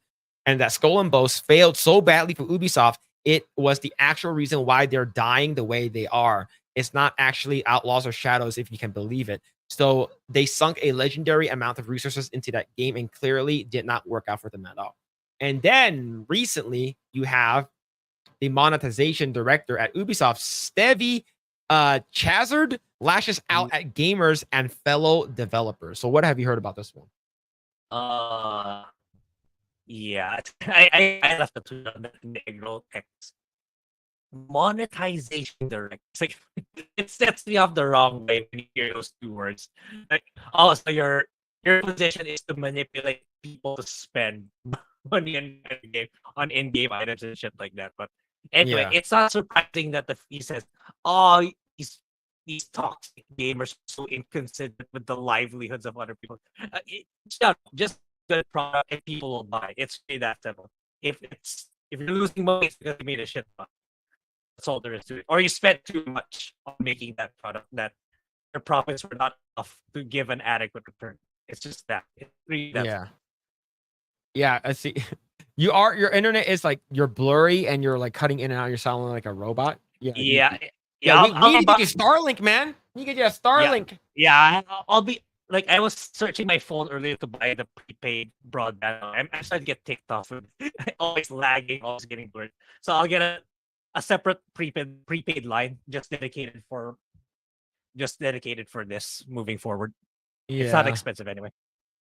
Yeah, all right, let's see. Go and read this. Stevie Chazard, the monetization director at Ubisoft, lashed out at gamers and his fellow developers in the wake of the company postponing Assassin's Creed Shadows and admitting its sales on Star Wars Outlaws were softer than expected. Like we mentioned this before, it's flaccid. Right? He doesn't have a hard boner. Right? Star Wars Outlaws didn't have a big hard boner. Right? Ubisoft announced that via a press release that it was downgrading its expected yearly net bookings to 1.95 billion euros, and that would have around break even non-IFRS operating income and free cash flow.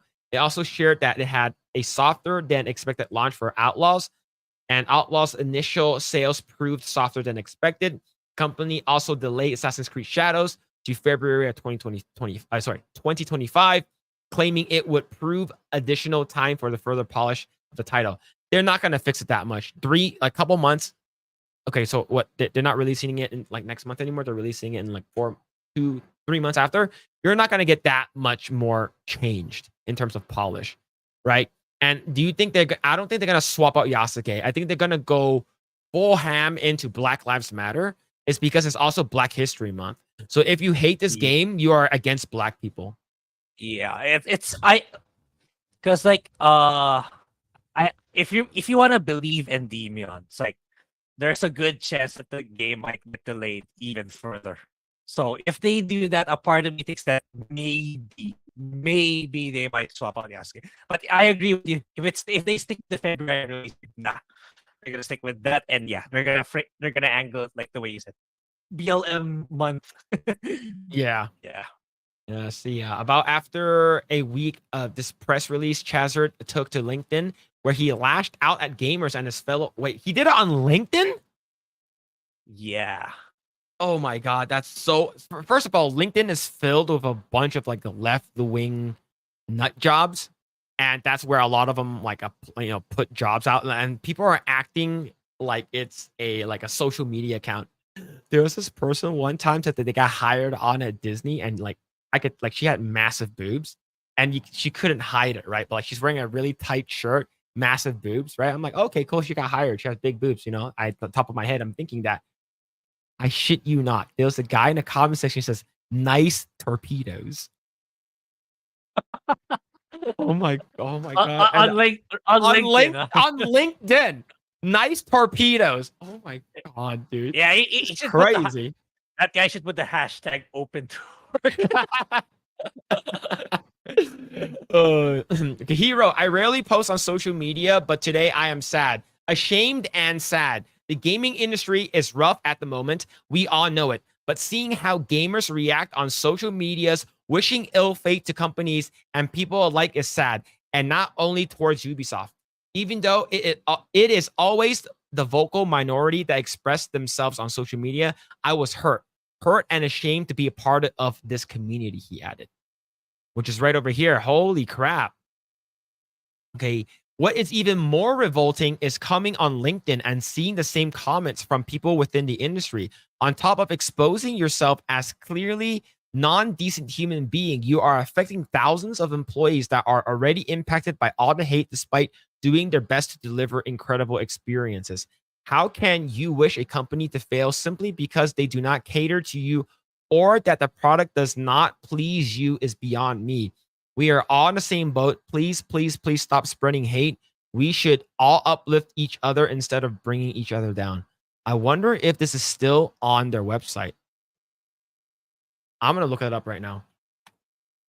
I'm gonna look it up right now. Stevie Chazard, right? Oh my god, I'm second. I have mutual connections to this guy. There he is, right over there. There he is. This guy publicly posted it right over here. Bro, you've deleted this post, but the internet. No way. This guy called him out. Bro, you deleted this post, but the internet is not a fool here. Also, to add to your post, you forget the most of the near Ubisoft content and product is very much underwhelming and not adding to some of the companies and their personal making names to existing customers. People don't ask for too much expectations. People only ask for decent content, such as graphics that is actually good living to its trailers or teasers, games that actually are playable and does not handhold their players as if their IQ is 0, does not include too much of microtransactions and so many stuff. I will say everything in professional language as much as possible in the words of that professionals can understand and quick as possible. Oh my god, this guy! Oh my god, this guy went in. This guy went in on him. Holy crap! Yeah. Star Wars Outlaws game is okay. Go ahead before I read this. No, I was just gonna make a remark. I wish this is the stuff that I read on LinkedIn. All I see are people talking about their employment on LinkedIn. I don't get to see shit like this on LinkedIn. Yo, man. I want to read more of these. LinkedIn stuff. Is getting crazy, man. I'm gonna zoom in a little bit. Star Wars Outlaws. 1, the game is too hand-holding. There is clip where everyone purposively doing wrong stuff in a puzzle and the game just let you win anyways. Stealth system AI that is worse than Ubisoft older titles. Ubisoft older titles. There is a video comparing where AI from Assassin's Creed Black Flag can detect you hiding once you face them versus Outlaws that is just you only need to hide and the stormtrooper just be like a fool. Graphics that don't live up to the expectations, especially when you compare to something like Wukong. Damn. Wukong is Unreal 5, so it's sort of like, and Wukong is, only took them $70 million to make instead of, 250. Not to mention your early access save file bug, especially when those people pay $100 USD, $100, which is very costly in other countries, but US and EU. Basically, worse gameplay systems than many Ubisoft's previous titles. Number 6, a possible no, not confirmed. I'm just guessing here. Bribes when Ubisoft go all out to promote this game, giving free rides and Disneyland. Oh, I completely forgot about that. Oh man, I can feel. Yeah, Oh my god, I yeah, forgot about that. Yeah, they. yeah. Oh man, bribe them. That's crazy.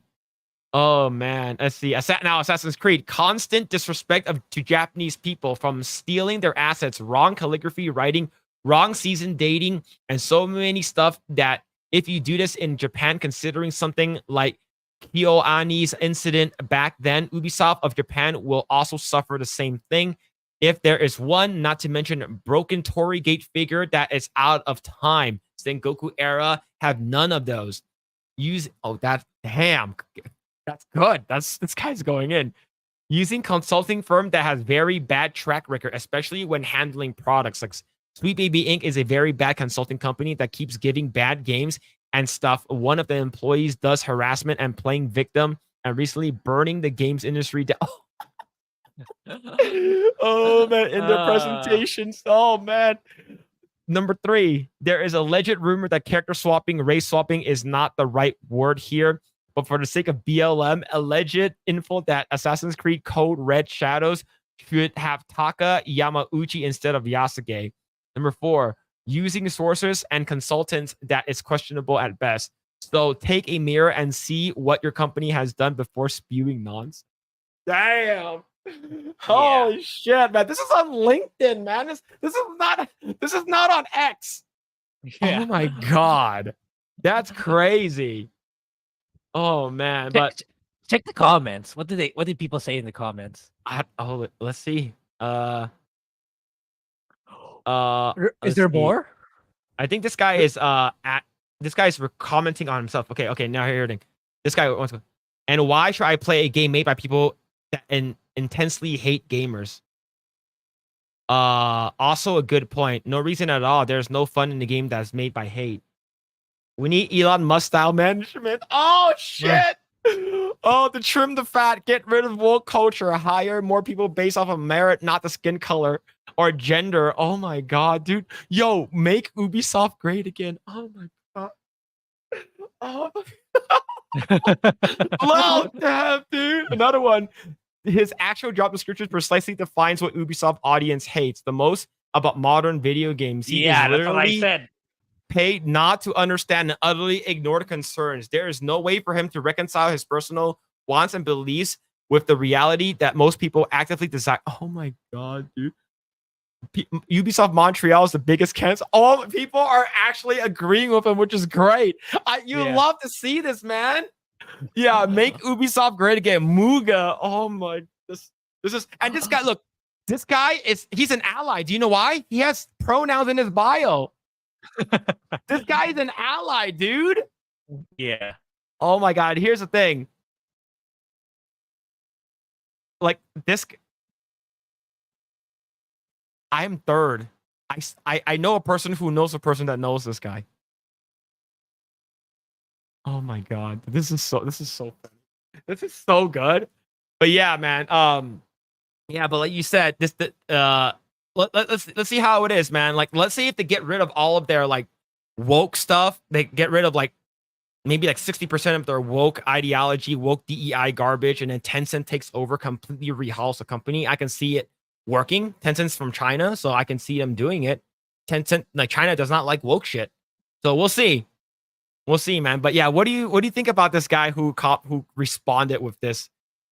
Yeah, that's pretty based, and it takes balls to post something like that on LinkedIn. Because like especially on LinkedIn. I wish I could get this kind of exciting content on LinkedIn. All I get are like how to apply for a job, what not to put in your resume and shit like that. It's so boring, man. I don't get. I need to find more of these stuff so that they'll come out in my feed.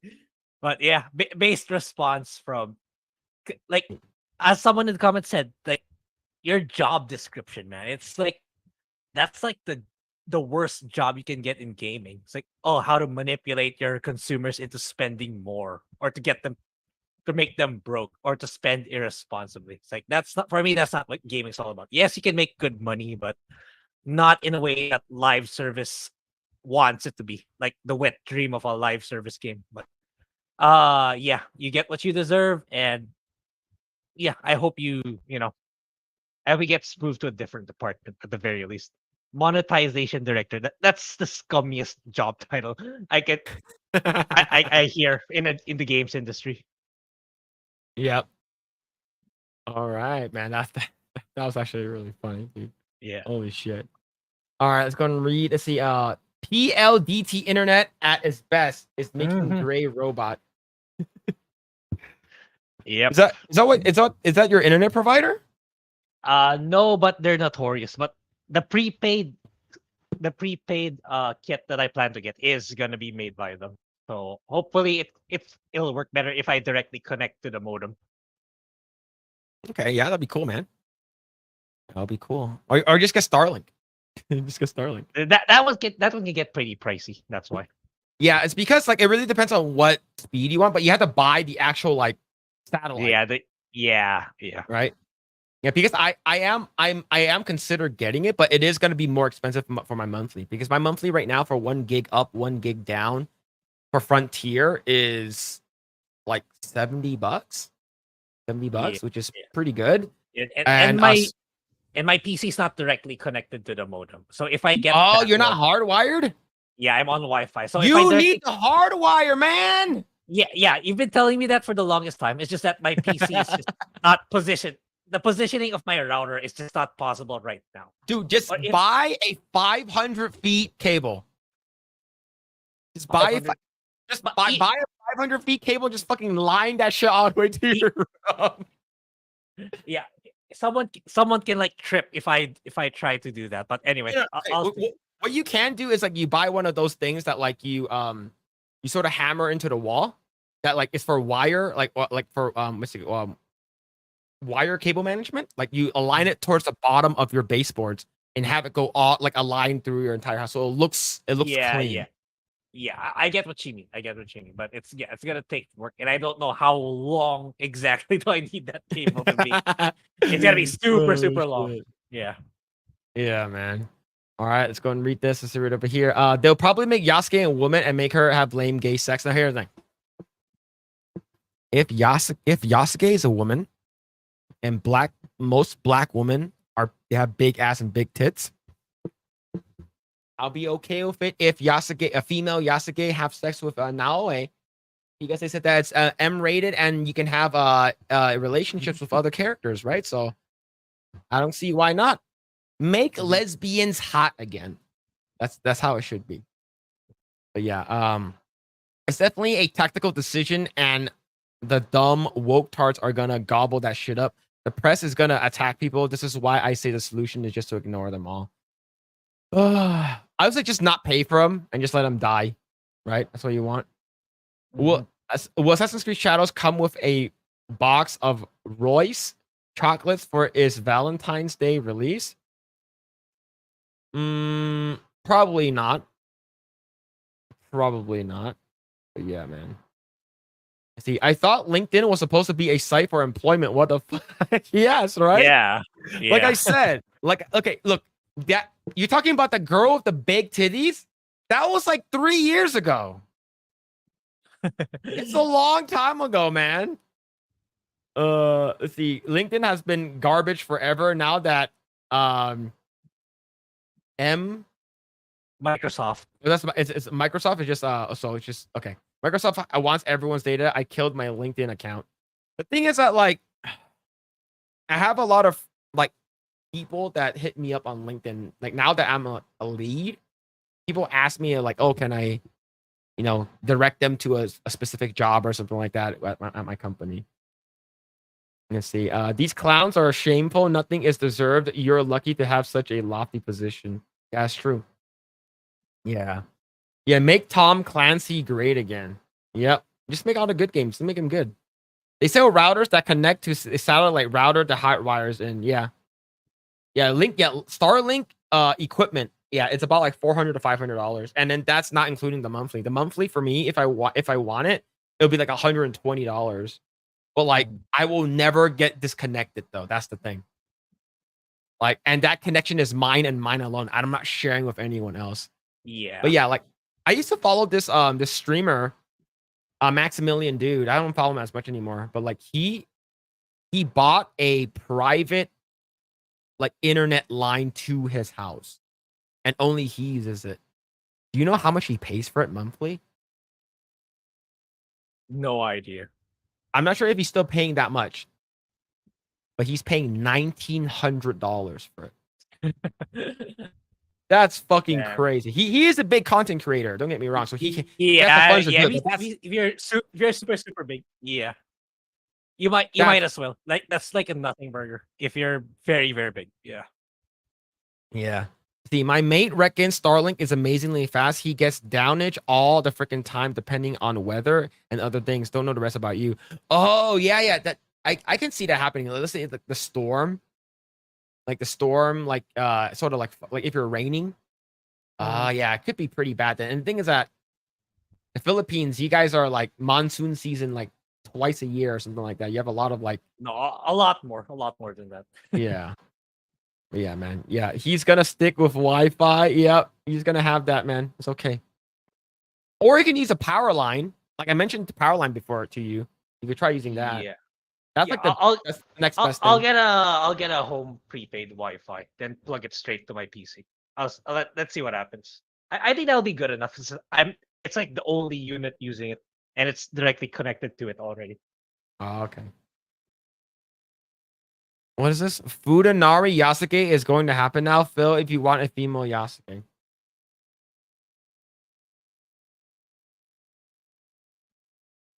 I don't need to see that. Okay? See, I had Starlinks when I moved out in the middle of nowhere. It does disconnect when there's thick cloud or bad weather. Now, Elon Musk needs to make one that basically shoots a beam of light into the sky that separates the clouds. Then so you can get internet.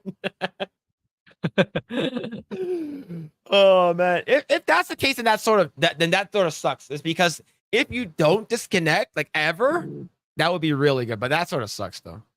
That's the case. All right, let's go into our next topic. We've got 2 more topics to go over. Which one do you want to go over first, Grae? Something a little bit more serious or something is a little bit more game? Like, okay, game or real life? Where do you want to go? Go first. It sounds like the real life is severe, so let's go for that one first. It's not super severe. It's a good ending. It's a good end. Okay. Then let's start with the game one then. Okay. All right. Let's talk about the game one right over here. This comes from Bounding in the Comics. Anti-censorship interview between Dragon Quest creator and Dragon Ball editor wiped from the internet, spokesperson claims. The video has been spread in a manner that is far removed from the true meaning. So I reacted to it. So I still have the video up on my channel that I'm reacting to it. But according to what I heard, you cannot find us on X anymore. And the original person that translated it on X is no longer there, which is sort of saying something if the fact that they removed it. Now, the reason why I on my personal channel, when I actually said they're gonna want this interview for Dragon Questing to be removed from the internet, is because that's the creator of Dragon Quest saying that we have to adhere to these woke garbage Western influences, is because we're not gonna get our ratings correctly, so we have to adhere by that. And it's weird that you have to have body type A and body type B with host censorship. And and the thing is that it shouldn't happen. It's weird that they want it this way, and they're extremely base. And I'm like, how long do you think that they're going to remove this? And within like a couple of days, they removed it. And this was from Tokyo Game Show. Yeah, did you see that interview? I didn't watch the whole thing, but I got the gist. Yeah, they're right. Why? That was the reason why I was hesitant to get that game in particular for Square Enix incoming lineup. So that, it may be a good game, but you're disrespecting Akira Toriyama's art, and then you're doing the gender shit. I'm not a fan of that. So good on them for calling it out. Like, I don't like that they removed. A part of me gets why Square Enix pulled it out, not simply because they want to keep the DEI in there. It's just that generally they don't want the game to look bad, and it's just about to come out. So there's also that. There's also that that's an angle that I'm also looking at. Apart from them wanting to be more listening to the ethics department or wanting to be more adherent to ESG funding, I think it's more of like they just want to remove the bad press for an incoming game. But Yeah. yeah, I'll give them the benefit of the doubt, especially they delisted themselves from Sweet Baby Inc. recently. That is true. So that's a good thing. All right, let's go and yeah, read this. so yeah, I like I said last week, I hope that this is the final game that they do this kind of bullshit. So if it's the last game, then I think it shows their sincerity to steer away from DEI ESG. Yes. See, in the aftermath of two esteemed creators setting the internet ablaze with the criticisms of America's content standards, nearly all traces of the recent anti-censorship discussion held between Dragon Quest creator Yuji Horii and former Shonen Jump editor-in-chief Kazuhiko Torishima has been forcibly scrubbed from the internet. Now, if you guys want to watch the actual video, I did react to it, so if you guys want to check out my channel, you guys can. It's still there. Let's see. As previously reported during an interview given to Japanese video game news outlet Den Fami, Nico Game Magazine during the recent Tokyo Game Show 2024, the two were asked by their host Naz Chris about the censorious changes made the female warrior, female gadabout, and male monster wrangler class designs in the upcoming Dragon Quest 3 HD 2D remake. Well, there are a lot of restrictions, like you can't be too revealing. Pressed by it, turned by Chris. I mean, it's fiction, but isn't it fine for you, the protagonist, to go in an adventure in it? What is wrong? It's a game. It's nonfiction. It's a virtual experience of fiction. So I think it should be fun. An RPG icon affirmed. I don't know. I really don't know, though. If you review too much, the target age group will be increased, or maybe it won't be suitable for all ages. And I understand that they're trying to make sure that like it's for all ages, but this is a crime, in my opinion. All right, like, how can you go into battle wearing a tank top and board shorts, man? Like, I don't get it. Like, you gotta. You know, if you jump in the air, you know, you got to see some bush, man. Like, what is this game? What do you think about this censorship, though? I don't think I've ever asked you. Yeah, it sucks overall. Like I wish they stuck to the original material. And yeah, this is clearly for me. I'm not sure if I want to say Sweet Baby, but clearly, yeah. I mean, based on the interview, they admitted like it's for ESG DEI compliant. So it's more of like the funding of this game, maybe. Like, oh, you want us to not withdraw our funds with you, so you gotta do this, you gotta do that. That's what I see. Based on the feedback of the creators. So yeah, it sucks overall. I wish they just stuck to the original artwork of Akira Toriyama. Yeah. See, jumping off his colleague's point, Torishima then explained, compliance is an absolute god. There is something like evil in the name of good. There it is. He's basically said that you're basically trying to be, you're an evil person trying to be. It's sort of like in a way of what like Tolkien said, right? Like evil cannot create, right? It can only destroy. Yeah, it's not like everyone doesn't feel uncomfortable because everyone has different ideas about what is good and bad and like clean and dirty. At the root of everything, there are a few things that you absolutely must not do. And if you don't do those things, everything else will be fine, right? That doesn't exist. The idea of sex education comes from a religious concept, a reference to America's Puritanism, rather than a dig at the group mentality or progressive activism from the West is in America, right? Their idea compliance is really narrow. When publishing comics over there, you have to have separate them by age. If it's a Shonen Jump manga, you can't publish it unless it's a 13 years or older. You have to do all of the retakes. You have to get out insurance in case of a lawsuit. It's really troublesome. That's why Japan is also badly influenced by that. Yep, they're influenced by the US.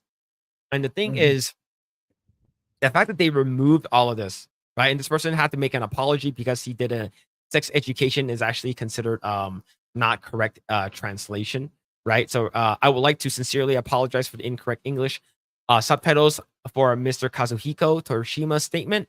In the scene where he mentioned Puritan, it was mistakenly translated to sex education. This error was due to my mishearing. I deeply apologize for any inconvenience, which is good. And I believe he ends up fixing it. But the thing is, this is huge, right? A lot of people You're not gonna have this type of stuff in Dragon Quest anymore, man.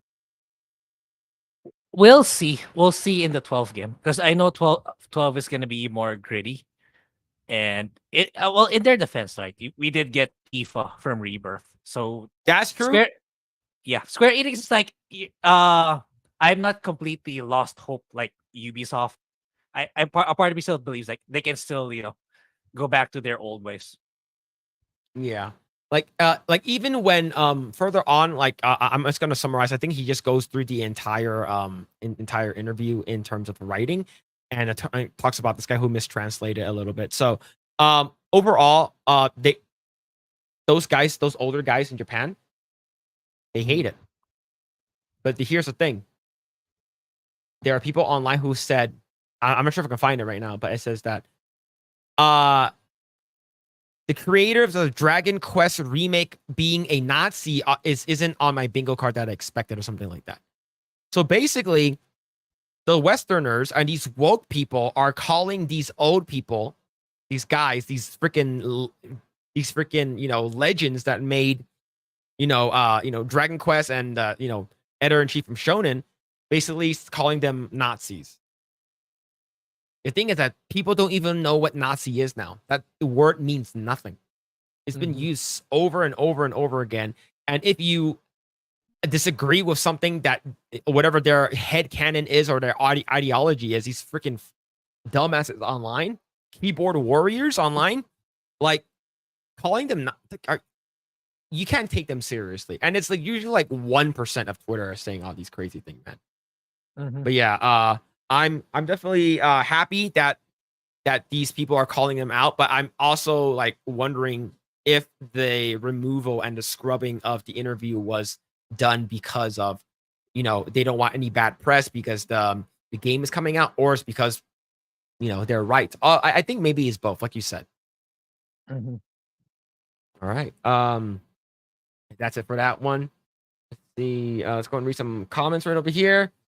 I still won't be surprised if Naoe is revealed as a cross-dresser. So you're saying if Naoe is a man. Let's see. The Yasuke will be played by a new woke TMNT April. Oh no, dude. Oh no. Let's see. Don't let the disconnecting turn you off completely, because it does not happen often. If it does disconnect you often, it's only momentarily. So you're saying that, let's say if I'm like ferociously masturbating to a really hot girl, and all of a sudden the camera goes to the guy's asshole and it pauses, is because it's buffering, and I climax on his asshole. That doesn't make me gay then, right? That's the internet's fault. Grae, what do you think? It's the internet's fault, right? Doesn't make me gay.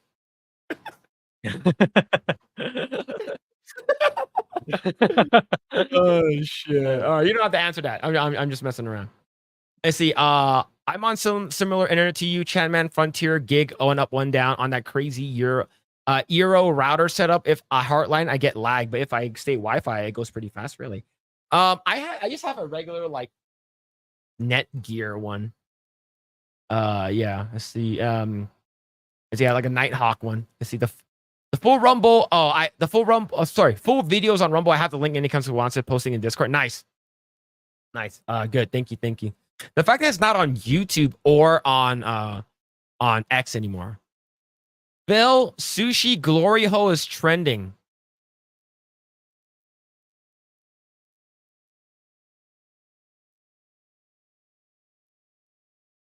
It's the latest song from Andy Samberg and The Lonely Island. Oh, okay, I might check it out. I do like Lonely Island.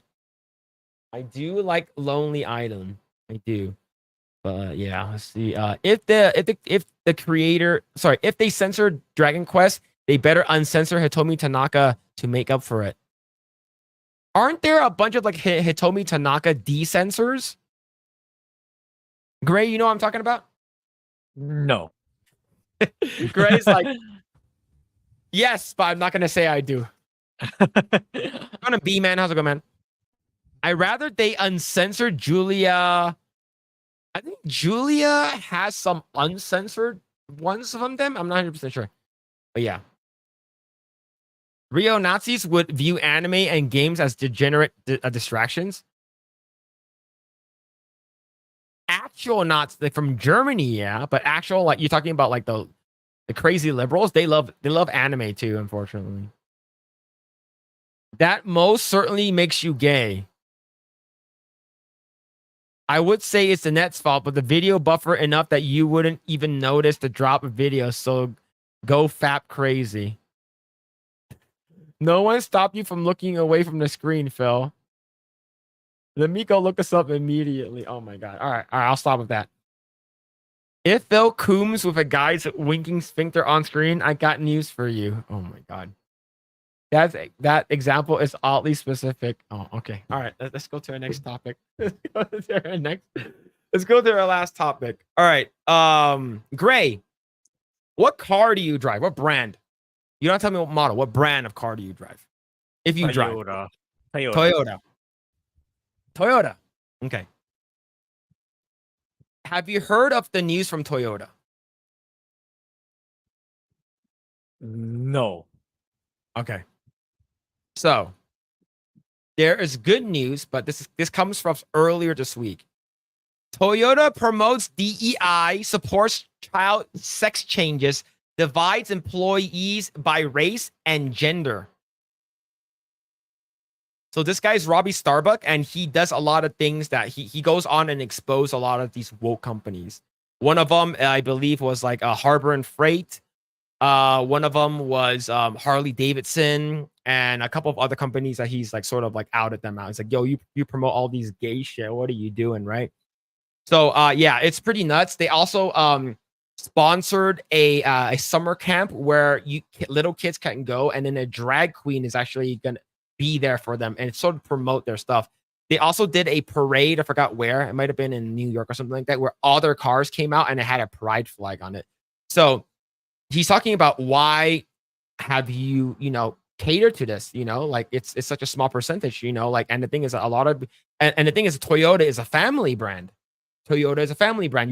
You're catering to family. You're catering vans. Sienna is one of the best vans out there. Why are you catering to all of these woke people, right? So did you know about this? Nope. All right, let's go ahead and read this really quick. Let's see. Here's the thing. It's time to expose Toyota. Toyota has been one of the most trusted brands in America, but they've really gone totally woke. Here's more. So let's go ahead and actually go to the Robbie Starbuck post right over here.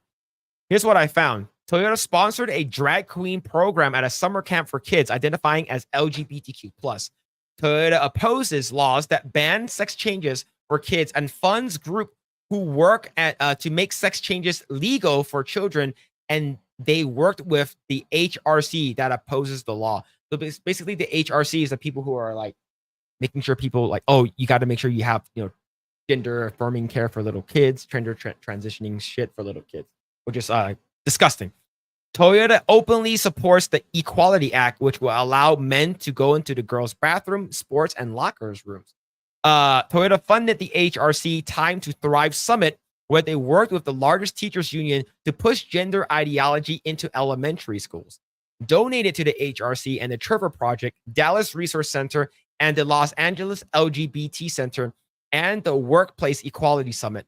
All supporters of child transitions. The Trevor Project features chat rooms where adults have been caught talking to kids about sexual kinks, how to transition and masturbate, and more. They also have a quick exit feature to wipe the browser history and hide the website from parents. Sort of like when I immediately X out my tabs, my history basically erases just in case my wife walks in, right? They funded many all ages pride events, woke DEI trainings, which I do know of, LGBT Chamber of Commerce members, preferential treatment for diverse suppliers, hosted LGBTQ plus events for corporate, created custom cars with trans flags, ERG groups divided by race and sexual orientation, a total commitment to DEI policies, 100 out of 100% CEI score from an HRC for 16 straight years, meaning that they are like really, really an ally in terms of cars, right? But before I continue with this, how do you feel about owning a Toyota and buying from Toyota moving forward? I see this more of a US thing than it is in Mhm. all the other countries. So, I in the greater scheme of things, I don't see this making a big impact in terms of customer base. Mhm. But I do see it having a negative impact towards employees if they push this, Yeah. especially the female ones and the not masculine ones. Like they're gonna like incidents are bound to happen if they're gonna 100% implement this as company policies. Like, Mhm. really, you're gonna put the same male and female in the same bathroom. Nothing bad is gonna happen to that. It's a guarantee. It's like, yeah, I see this like a temporary thing. Like if a lot of crazy shit starts to happen, especially amongst their staff, they're gonna stop. They're gonna cut this right away. And knowing the US is so against this kind of stuff, I imagine a decline in sales that will force them to turn around. But Yeah. in terms of like where I'm from, we're in Philippines, that's not like if they do, nobody's gonna give a shit. Yeah. That's what I feel. Yeah. All right, let's continue. To put it mildly, Toyota seems to have forgotten who their core customers are. They depend on American families and Japanese families to buy their cars. It's time to remind them who their customers are. I don't think the values at corporate reflect the values many Toyota and Lexus owners have, with the exception of maybe Prius owners who probably like the walks. Do Toyota, Lexus owners who want the money they spend with Toyota to be used for used later by corporate to push an ideology that's diametrically opposed with their own values? If you think the Toyota values don't align with yours, you're a customer or potential customer who wants to speak out. Maybe here's their info and stuff like that. So this was made how long ago? This was made like a week ago. Mm. Good news. Toyota follows growing trend, companies halting DEI policies and initiatives. Now, the Mm. thing is, Toyota, do you think they care about DEI, ESG, like LGBTQIA woke garbage? Fuck Nah. no. Absolutely don't. All they care about is money, Yeah. right? And if this is going to lose them money, let's stop it. That's their bottom line, Yeah. right? It's same thing for anything else. If DEI, ESG woke garbage actually makes them money, they will like, I don't care. We're going to continue this. We're not going to listen to Yeah. any of it. But the thing is that they know that DEI makes no money. And here's the thing. DEI, ESG garbage, woke LGBT bullshit. Do you know what they don't have? Kids. That means that they won't buy vans. They won't buy those things that families would buy. And do you know what's going to happen if they don't have kids? They will eventually die out. The future is conservative. It's because conservative people are people who are classically liberal, who are OG Democrats. They believe in family values. They believe in all that kind of stuff. So they'll continue buying stuff. Their family and genes and their legacy will continue to move on and carry on, while all these woke fucks will die off in the dirt. That's how it's going to be. And that's why Toyota knows this. Is that they say that woke DEI, LGBTQ stuff, they're not going to have any kids because they can't. And we're going to lose a lot of money. And do you know who also has a lot of cars from Toyota? The Taliban. The Taliban love Toyotas. Yeah, I was gonna say it's like I don't think they can push this shit in the Middle East, a very oil-centric part of the world, right? It's like Yeah, the and the moment, thing is that they yeah, don't agree with lesbians. They don't agree yeah, with DEI garbage. They don't believe with gays or that kind of stuff. Like if you're trans, yeah, do you know what happens if you are? You get thrown in jail or you get outed. You basically get unalived from them, yeah, right? yeah, It's yeah, they will purposely stone you to death. So yeah, Toyota knows that kind of stuff. So that's a good thing. And the thing is that yeah, several other companies like Ford and John Deere have distanced themselves from the woke programs as well. yeah. So this is a I big win. Like Asmund Gold yeah, saying, we are winning. yeah, yeah. Like I said, it's like these things will stop if like we cut out the funding, which I hope. Like I know Larry Fink got I know he broke down in the last earnings call because people kept calling him out for it.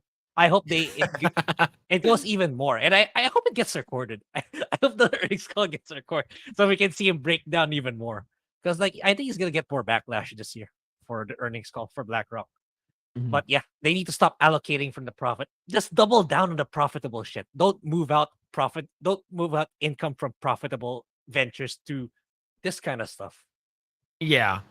Like the thing is that I was considering buying a Toyota Sienna, and then I Mhm. saw that. I'm like, I don't want to buy. I asked my wife and I told her about it. I read her the actual thing. We watched the actual video from Robbie Starbuck, and after that, she's like, I don't want to get a Sienna anymore.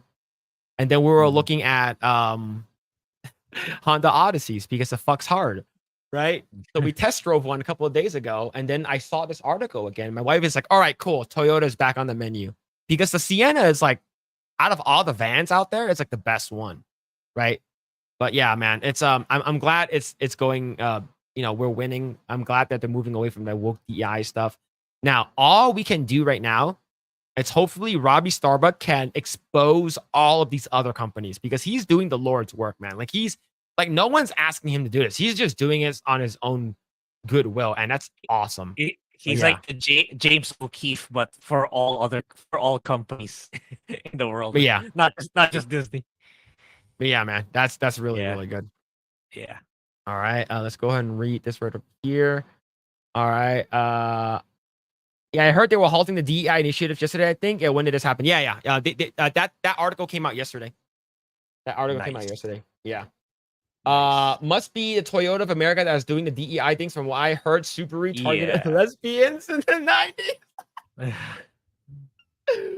Oh man, wait. So you're saying the Subaru like station wagons, the Subaru Foresters before the Impreza, they were targeted to lesbians? Wait, so I'm assuming like in the late 90s, early 2000s, that's when they released the STIs, the WRX stuff, right? That's when they started targeting the ricers, like the freaking the Yeah. initial D guys.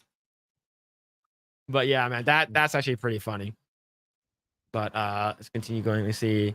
Like, why the fuck would you waste money doing this shit? Yeah. It's crazy, man. But hold on. I got distracted by his photo. I just posted up. It allows you to get ESG loans. Yep. That's crazy, dude. Mhm. So that's why all those lesbians drive Subarus this day. Oh man, that's bad. If my 9-year-old nephew got to choose what he wanted for dinner, he would have ice cream every single night. Should he get to choose to become a girl if he wished? Absolutely not. Right? They can't get tattoos. They can't buy a gun. They can't join the military. They can't drive. They can't vote. This, like, going through ESG is a life altering thing that you cannot revert. Yep.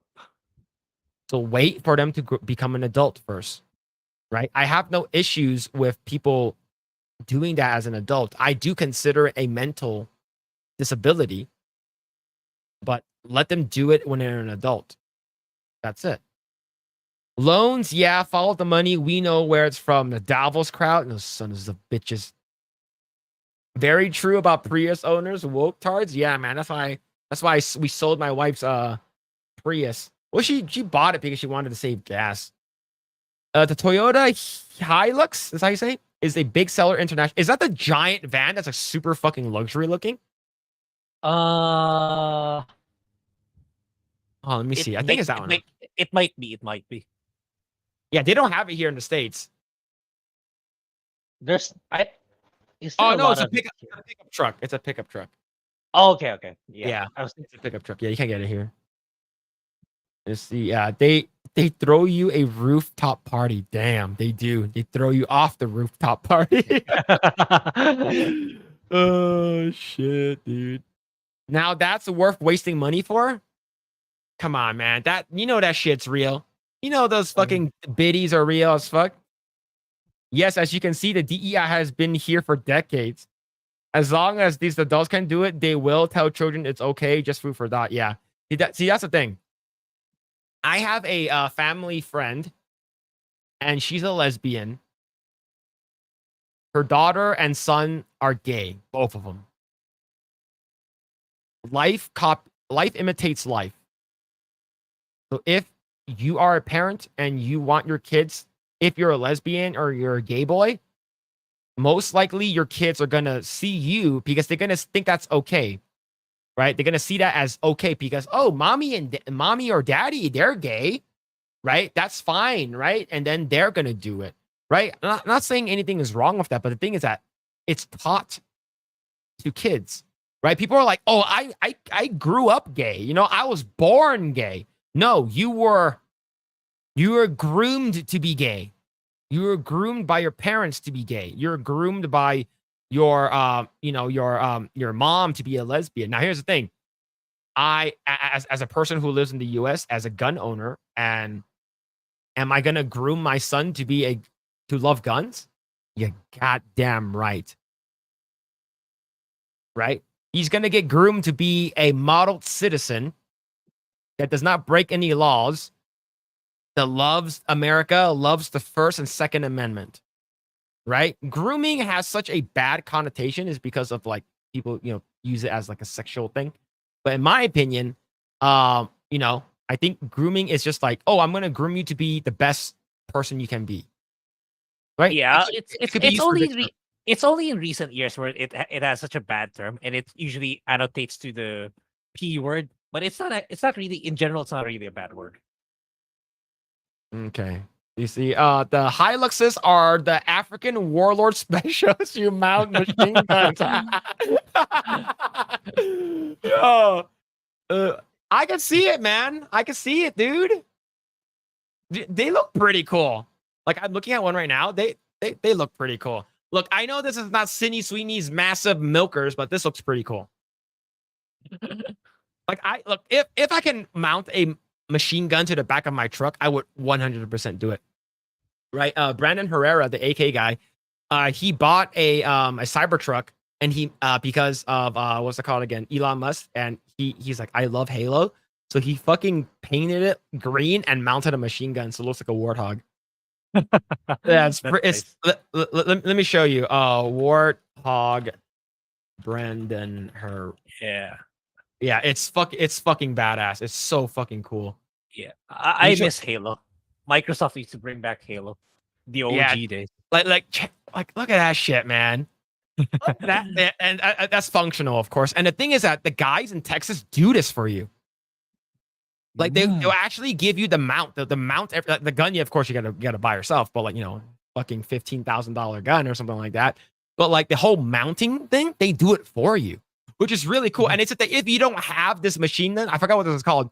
If you don't have this, they actually, you can mount an AR-15 in the back, which is something that most Americans have. But yeah, man, this video is awesome. This is a great Brandon Herrera video. Yeah, I love it. It's freaking awesome. I see. Yeah, Maha. Yeah, make America healthy again. Yeah, hell yeah, dude. Yo, what's going on, Emily? Hope you're doing well.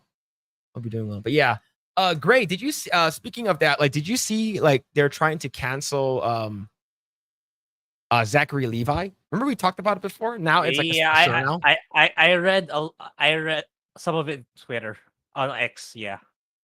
Yeah, they're like really trying to cancel his ass now. Yeah, it just shows what they are like. Like the moment you disagree with them, even just a little bit, or just because you don't like they vote for a politician that you do not like, you get all these backlash, death threats. So it's one of the unhealthy things that's happened in social media to people, especially in terms of politics. Like, oh, you're voting the politician I don't like. You're not my friend anymore. Blah blah blah. You're gonna die. Blah blah blah blah. Yeah. It's not just a US thing. It's around the world, I believe. Yeah, it's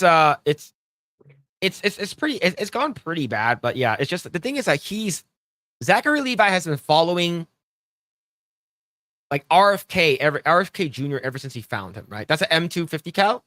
Yeah, like I think that was right. Yeah, but yeah, he's been following RFK for a long time. Like even though like I found RFK, I'm gonna follow him, and it's not like he completely changed his outlook just because RFK is part of the Trump administration now, right? He's still like, oh, if I'm following RFK, I trust RFK. If RFK Jr. is gonna if he's going Trump, then I trust RFK. Then I'm gonna go Trump myself. Yeah. Right? He's believing in his principles. Yeah, it's like some people, you don't know their whole story on what led them to choose their particular favorite politician. So like even if let's say like especially here in the Philippines, like literally all of them, all of the powerful politicians, right? They have all of them have dirt, all of them are corrupt in some way. But apart like over the years, like you're gonna think like, oh, why do you prefer this politician? This he or she did this and that, this and that. But a part of me like kind of makes me it's you have to take it with more nuance at that you may never know, like that politician may have done something for this particular individual, what led him or her to want to vote for this person. Like especially now in society where like it's kind of like every man for himself or every family for itself. Like it goes a long way if someone else, if they get aid or help from another member or another person in society, that will make them, make them think they're more make them want to be more affiliated to that person. So I don't really judge people on who their political preferences are anymore. Yeah. That's what I believe. Yeah, man. See, Quarter Black said that he used to DM Crowder show back in the day. He's always been kind of base, I suppose. Well, yeah, Brandon Herrera has been. I've been following him for quite some time. Like ever since I got into like firearms, like I've been following him. Like every video he comes up, I'll watch it. But yeah, he's been, especially when he tried to run for Congress in for Texas. Yeah, that was pretty damn cool. And yeah, he's on the Unsubscribe podcast, and Nerd Roddick was recently on there again, which is actually really cool. I'm halfway through that video, but yeah, it's really damn interesting. Oh, you mean Zachary Levi, not Brandon? That's even better. That's even better. All right, good. So here's the thing. I watched Chuck. Chuck was freaking good. I love Chuck. And yeah, and Yvonne Stravosky, she was fucking hot. Holy shit. Damn. Grae, you watch Chuck? No.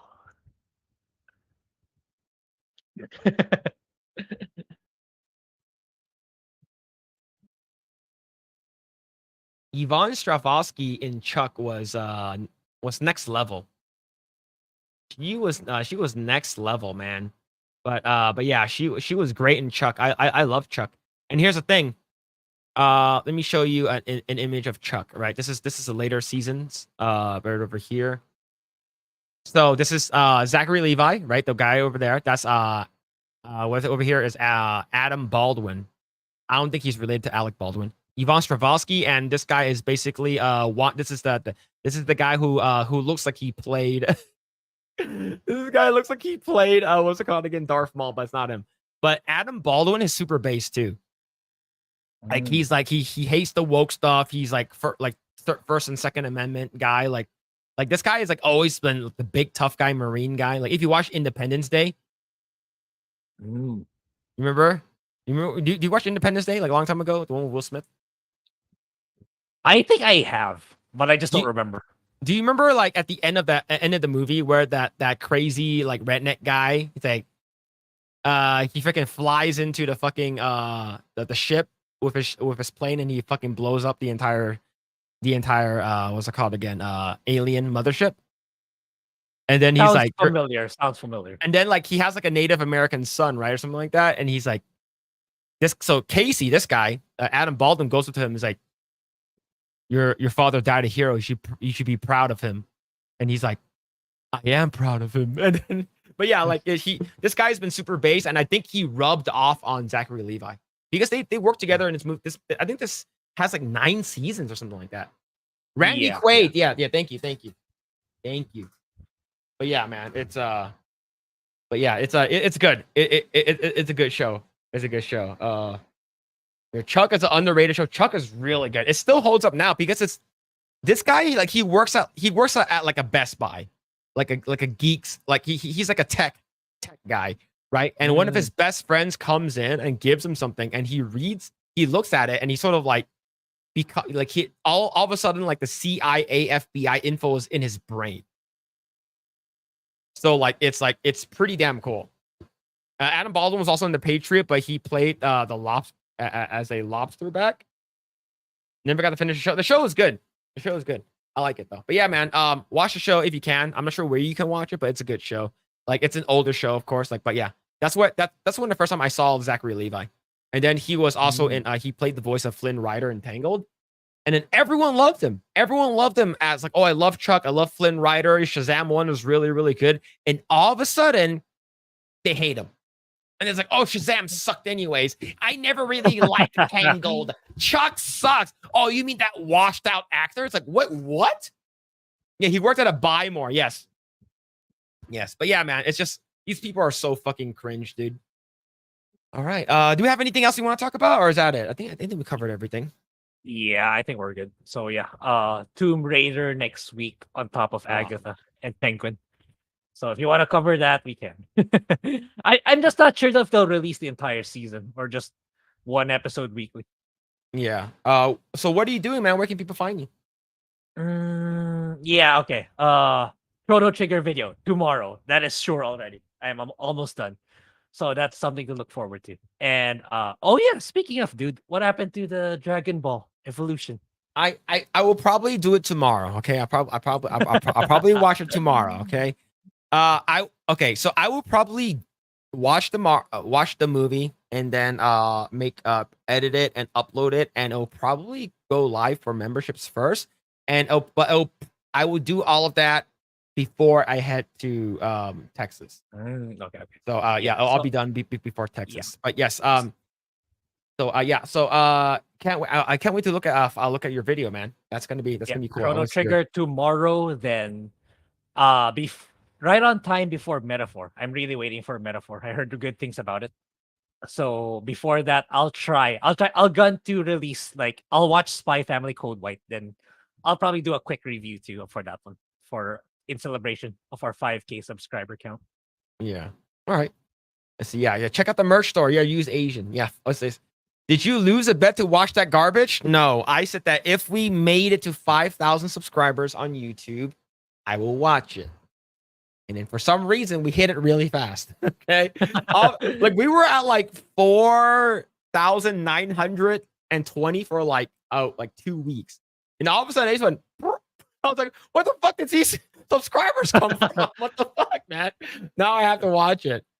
Oh, use code Phillip X Glory at checkout. I'm gonna unmod you, Lost Tales. I'm gonna unmod you right now. Okay, I'm gonna unmod you. But yes, what's it called again? You guys can find me everywhere at Mr. Phillip Chan. You guys can follow us at Project Eggroll on X. We're also live on Rumble and X as well. So like, if you guys want to watch us there, you guys can. If you guys want to follow me, my personal channel is Mr. Phillip Chan #2. And yeah, just follow me there. I've been doing a lot of tomb casting, and I need to finish what's it called again? Space Marines. I'm not sure if I can. I'm not sure if I have enough time to finish it before I go on my trip.